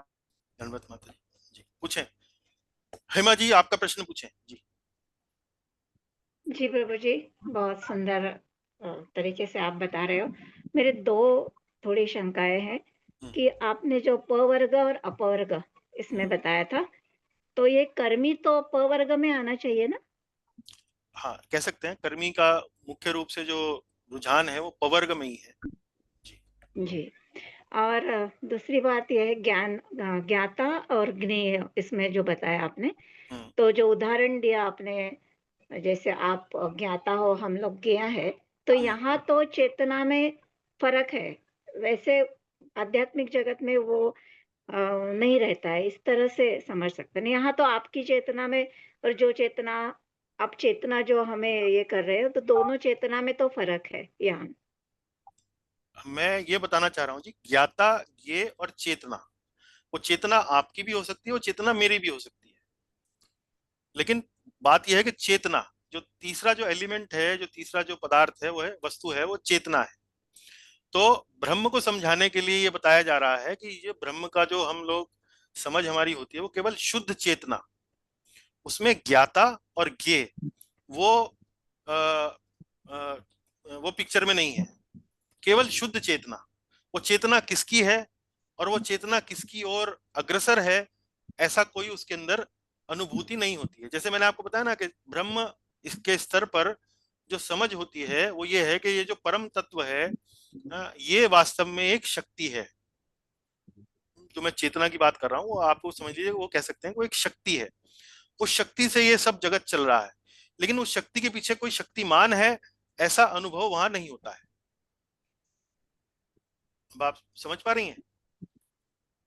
अच्छा, ब्रह्म में वो चेतना के पीछे कोई हाँ, शक्ति अनुभव नहीं होता है। जब आप कहेंगे ज्ञाता, तो जब आप कहेंगे तो ज्ञाता, हाँ, तो तो ज्ञाता में इसका वो एक पुरुष होना चाहिए ना, कोई एक व्यक्ति होना चाहिए जिसकी वो चेतना है, जिससे वो चेतना जी प्रसारित हो रही है, जिससे वो जी चेतना जो है वो प्रस्फुटित हो रही है, निकल रही है, बाहर आ रही है। वो चेतना किसकी? वो चेतना जो ज्ञाता है, ना वहां कोई ज्ञेय है। वो चेतना किसकी ओर जा रही है, ना ऐसा कोई स्पष्टीकरण है, ना ऐसा कोई मालूमात है। लेकिन परमात्मा में वो परमात्मा ज्ञाता है और जो सब जीव हैं, जो जगत है, वो ज्ञेय है, जिसके जिसकी तरफ उनकी चेतना जा रही है। क्योंकि उन परमात्मा को नियंत्रण करना है, तो नियंत्रण करने के लिए उनको ये अनुभूति होना चाहिए, ये जानकारी होना चाहिए कि भाई किस पर नियंत्रण करना है। तो इसलिए वो चेतना जो है वो जगत की ओर और जीवों की ओर प्रवाहित होती है। तो वहां ज्ञाता भी है और ज्ञेय भी है और शुद्ध चेतना भी है। जी लेकिन ब्रह्म अवस्था में केवल और केवल चेतना है। जी जी, लेकिन ठीक भगवान है। के स्तर पर वो तो है ही, जो परमात्मा के स्तर पर है वो तो है ही, लेकिन उसके अलावा भी आप जानते हैं कि उनका अलग से धाम भी है, उनकी अनगिनत लीलाएं हैं, उनकी अनगिनत अवतार हैं, इस प्रकार से अनंत शक्तियां हैं। इस प्रकार से आप समझ सकते हैं। परमात्मा के स्तर पर हम ये समझ पाते हैं कि भाई वो जो चेतना है उसके कुछ ना कुछ गुण हैं, लेकिन ब्रह्म के स्तर पर तो वो निराकार है, निर्गुण है, मतलब उसका कोई गुण नहीं है, शुद्ध चेतना। जैसे आप कहें कि सिर्फ पानी, समुद्र में जैसे सिर्फ पानी और कुछ नहीं, ऐसी शुद्ध चेतना। लेकिन परमात्मा के स्तर पर वो चेतना तो है, लेकिन चेतना में किसकी चेतना है वो पता है, वो अनुभूति है। और वो चेतना क्यों है, वो क्या करते हैं उस चेतना से, वो साक्षी बनते हैं, वो नियंत्रण करते हैं, वो चेतना किस कार्य में लगाते हैं, वो भी अनुभूति है। लेकिन भगवान के स्तर पर वो अनुभूति और भी आगे बढ़ जाती है, जिसमें वो उनके व्यक्तिगत लीलाओं के बारे में, व्यक्तिगत गुणों के बारे में, और वो अनंत है, असीम है, वो सब जानकारी हो जाता है, वो ज्ञान रहता है, अद्वय ज्ञान। जी, यानी परमात्मा के स्तर पर ये अद्वय रहता है ज्ञान, और अद्वय ज्ञाता तो और हर ज्ञेय स्तर में पर है। अद्वय। आध्यात्मिक हाँ, स्तर पर जो भी वस्तुएं हैं सब अद्वय हैं, सब मतलब आध्यात्मिक हैं। अद्वय का मैंने आपको बताया ना, अद्वय का अर्थ जो है वो ये है कि जैसे भगवान में और भगवान के नाम में कोई अंतर नहीं। जो वस्तु का लेकिन नाम भी यदि आप लेते हैं, शब्द भी लेते हैं, तो उस वस्तु के जो गुण हैं उस शब्द में निहित है। भौतिक जगत में पानी शब्द में पानी के गुण निहित नहीं है, इसलिए उसको अद्वय कहा गया है। लेकिन ब्रह्म में तो है ही नहीं। नहीं, ब्रह्म में वही, वो भी वही गुण है उसके अंदर। उसकी अनुभूति जो है, जो साधक है उसकी अनुभूति उसको सिर्फ सीमित रूप से होती है। अच्छा, उस साधक के दृष्टिकोण से बताया गया है। ब्रह्म में तो अपने आप में मतलब वो भी आध्यात्मिक ही वस्तु है, वो भी अद्वय ज्ञान है। देखिए थोड़ा कठिन विषय है ये, इसमें जी जी। मैंने आपको पहले ही बताया कि क्योंकि इसका हमें अनुभव नहीं है, तो इसको इतनी जल्दी समझ में नहीं आता है। जी प्रभु जी, धन्यवाद। अन्य कोई भक्त का जी कोई गुरु जी, जी पूछिए प्रभु जी। दंडवत गुरु जी। हाँ, धन्यवाद प्रभु। एज यूजुअल बहुत ज्ञानवर्धक। हाँ, आपका हाँ जी ज्ञान रहता है। एक शंका थी मन में, जी। ये जो बेस जैसे डिफरेंट उसमें आप सत्संगों में आपने बताया कि भाई सिमरन सेवा सत्संग, ये गुरु का सिमरन करें, उसी की सेवा में लगे रहें और उसके अटेंड करते रहें क्लासेस, या और भी किसी तरीके से ये किस स्थिति तक जाएं कि 12वें अध्याय में वो बोलते हैं तत्वमसि और 14वें में बोलते हैं सोहम, कि उस स्टेज पे पहुंच सकें। उस स्टेज पे पहुंचे किस किस देखिए ये जो सोहम और तत्वम असि है, ये भक्ति का उद्देश्य नहीं है। जी गुरु जी। भक्ति का उद्देश्य तो है भगवान के चरणों में प्रीति। जी गुरु जी। और तत्वम असि और ये सोहम वाली जो अवस्थाएं हैं या सोहम वाला जो अभ्यास है, मुख्य रूप से ये ज्ञान मार्ग के लोगों में या ध्यान मार्ग के लोगों में, उनमें ये जी प्रचलित है या उनके लिए बताया गया है। जी गुरु जी। जैसे तत्वम असि, तत्वम जी असि का मतलब ये कि वो भी चेतना है, मैं भी चेतना हूँ। जी तो शुद्ध चेतना जो ये ब्रह्म का, जो मैंने आपको बताया ब्रह्म के स्तर पर ये जो अनुभूति होती है, ये उस स्तर की अनुभूति है कि मैं भी वास्तव में शुद्ध चेतना हूँ। वो भी जो परम तत्व है वह भी शुद्ध चेतना है। ये है तत्वम असि। जी जिस गुरु जी। जिस प्रकार वो चेतना है, ऐसे ही मैं भी चेतना हूँ, ये है मैं भी शुद्ध हूँ। जी। तत्वम असि। तत् मतलब वो, त्वम मतलब मैं, असि मतलब मैं भी वो हूँ, एक जैसे ही। मैं भी वो हूँ। जी सो गुरु जी। हम, सो हम भी, उसका भी अर्थ यही है, सो अहम, जैसा वो जी वैसा मैं। मैं, जी गुरु जी। तो जब आपकी अनुभूति, जब आप जगत को देखते हैं और उस जगत को देखकर आपको ये अनुभूति होने लगती है, ये आप समझने लगते हैं कि वास्तव में ये कोई ना कोई शक्तिमान परम तत्व, जो शक्तिमान, जो शक्ति है वो चला रही है, उसके जी गुरु कारण जी। आप चल रहे हैं। तो एक प्रकार से आप ये समझिए कि आपका वो जो तत्वम असि वाला जो अनुभूति है, वो एक प्रकार से आरंभ हो चुकी है। जी गुरु जी, थैंक यू गुरु जी। किस स्तर पर जाएं, मतलब मैंने आपको बताया कि ये हमारे अभ्यास का या भक्तों के अभ्यास का लक्ष्य नहीं है। जी भक्तों गुरु के जी, अभ्यास का लक्ष्य तो है भगवान की कथा का श्रवण। जी गुरु जी, जैसे आप रामचरितमानस है, वाल्मीकि रामायण है, उसमें भगवान रामचंद्र की कथाएं अब आप सुनते हैं, जी गुरु तो भगवान की कथाओं को सुनकर हमारा हृदय द्रवित होता है। जी गुरु जी, द्रवित कैसे होता है कि देखिए अ, अ, अ, भगवान राम के साथ जीवन में कितनी विपत्तियां आई, कितना उनके जीवन में कष्ट आया, लेकिन उन्होंने कभी भी धर्म का मार्ग नहीं छोड़ा। कभी भी जी उन्होंने गुरु अपने पिता के प्रति जो उनका कर्तव्य था वो निभाते रहे, माता के जी गुरु प्रति, पत्नी के प्रति। कोई भी उनके सामने इस प्रकार की कठिनाई आई तो उन्होंने कभी जी भी उससे वो हटे नहीं, उससे वो डिगे नहीं। तो जी और भक्तों के प्रति कितने वत्सल हैं, कितने प्रेमी हैं, कितने दयालु हैं, कृपालु हैं। तो भगवान के प्रति जब हम इन कथाओं का श्रवण करते हैं, उनकी कथाओं का जो मधुरता है, उनकी कथाओं के अंदर जो करुणा है, वो हमारा हृदय द्रवित करती है, जी गुरु हमारे जी, हृदय को पिघला देती है। जी गुरु जी, उस कारण से हमारा भगवान के प्रति आकर्षण बढ़ने लगता है। जी गुरु हमारे भगवान के प्रति हमारा जो प्रेम है वो उसमें वृद्धि होने लगती है, और धीरे धीरे उस प्रेम के कारण, उस आकर्षण के कारण हम जो भौतिक जगत में जो प्रलोभन है, जो भौतिक जगत में भी आकर्षण है, तो उन जी, भौतिक आकर्षणों में हमें आनंद नहीं आता है। जी गुरु जी, भगवान की कथा श्रवण करने पर हमें जो रस का अनुभव होता है, हमें जी वो गुरु रस इतना उत्तम लगने लगता है कि हमें भौतिक जगत में जो उत्पन्न रस है उनमें आनंद नहीं आता है। इस प्रकार से हमारा वैराग्य धीरे धीरे उत्पन्न हो जाता है, बर्तन, बढ़ता जी चला गुरु जाता है।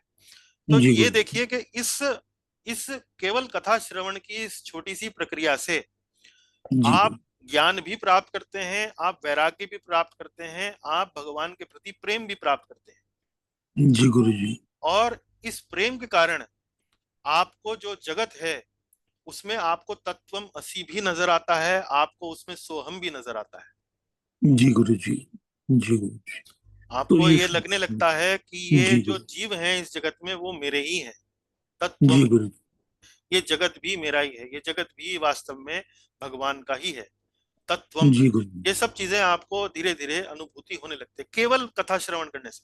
अलग से आपको कोई प्रयास नहीं करना है। जी गुरु जी, वही मैं आपको बता रहा हूँ कि भगवान की जो अनुभूति है उसके अंदर ब्रह्म की अनुभूति भी है, उसके अंदर परमात्मा की अनुभूति भी जी गुरु जी, थैंक यू गुरु जी। जी धन्यवाद। माफ करना, आपको तकलीफ देता रहता हूँ, नहीं नहीं, बताइए। पर और गुरु के कोई? पास तो जाना ही पड़ता है। जी जी हरे कृष्णा प्रभु जी। जी माता जी। जी जय जी। प्रभु जी, जो दंड आपने ये पढ़ाया आज, ये सब करवाया है, हाँ, ये भागवतम की जो हमारी बुक है उसमें तो नहीं है, उसमें श्लोक के अलावा मतलब दोबारा दोबारा पूछिए माता जी, बीच में कट गया आपका संवाद। जो हम ये भागवतम का श्लोक पढ़ रहे हैं, ये श्लोक तो श्लोक बुक में है, जो इसके अलावा ये सब डिटेल है, ये हमारे पास किस चीज में मिल पाएंगी? ये आप पुस्तक जब पढ़ेंगी तो आप, जैसे मैंने आपको समझाया है, ये हम 3 पुस्तकों की सहायता से कर रहे हैं। जी हम ये श्रीधर स्वामी की टीका उनको ले रहे हाँ हैं, हम विश्वनाथ चक्रवर्ती ठाकुर हैं उनकी टीका को भी ले रहे हैं, और हाँ जी, प्रभुपाद जी ने जो टीका लिखी है उसको भी ले रहे हैं। अच्छा अच्छा, ठीक है। उसमें मेरा जो दृष्टिकोण रहता है, जो उद्देश्य रहता है, वो ये है कि मैं इन तीनों टीकाओं को मिलाकर एक ऐसा स्पष्टीकरण आपको दूं जिससे आपको श्लोक सरलता से समझ में आ जाए, ठीक है प्रभु जी, हाँ जी।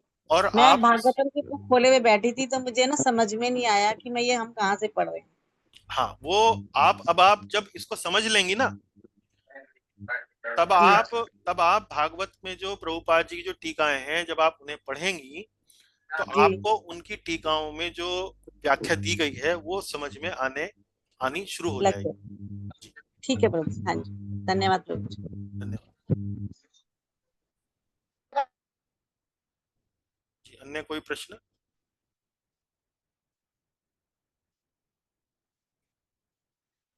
चलिए, कोई प्रश्न नहीं है तो फिर सभा को यहीं विश्राम देंगे।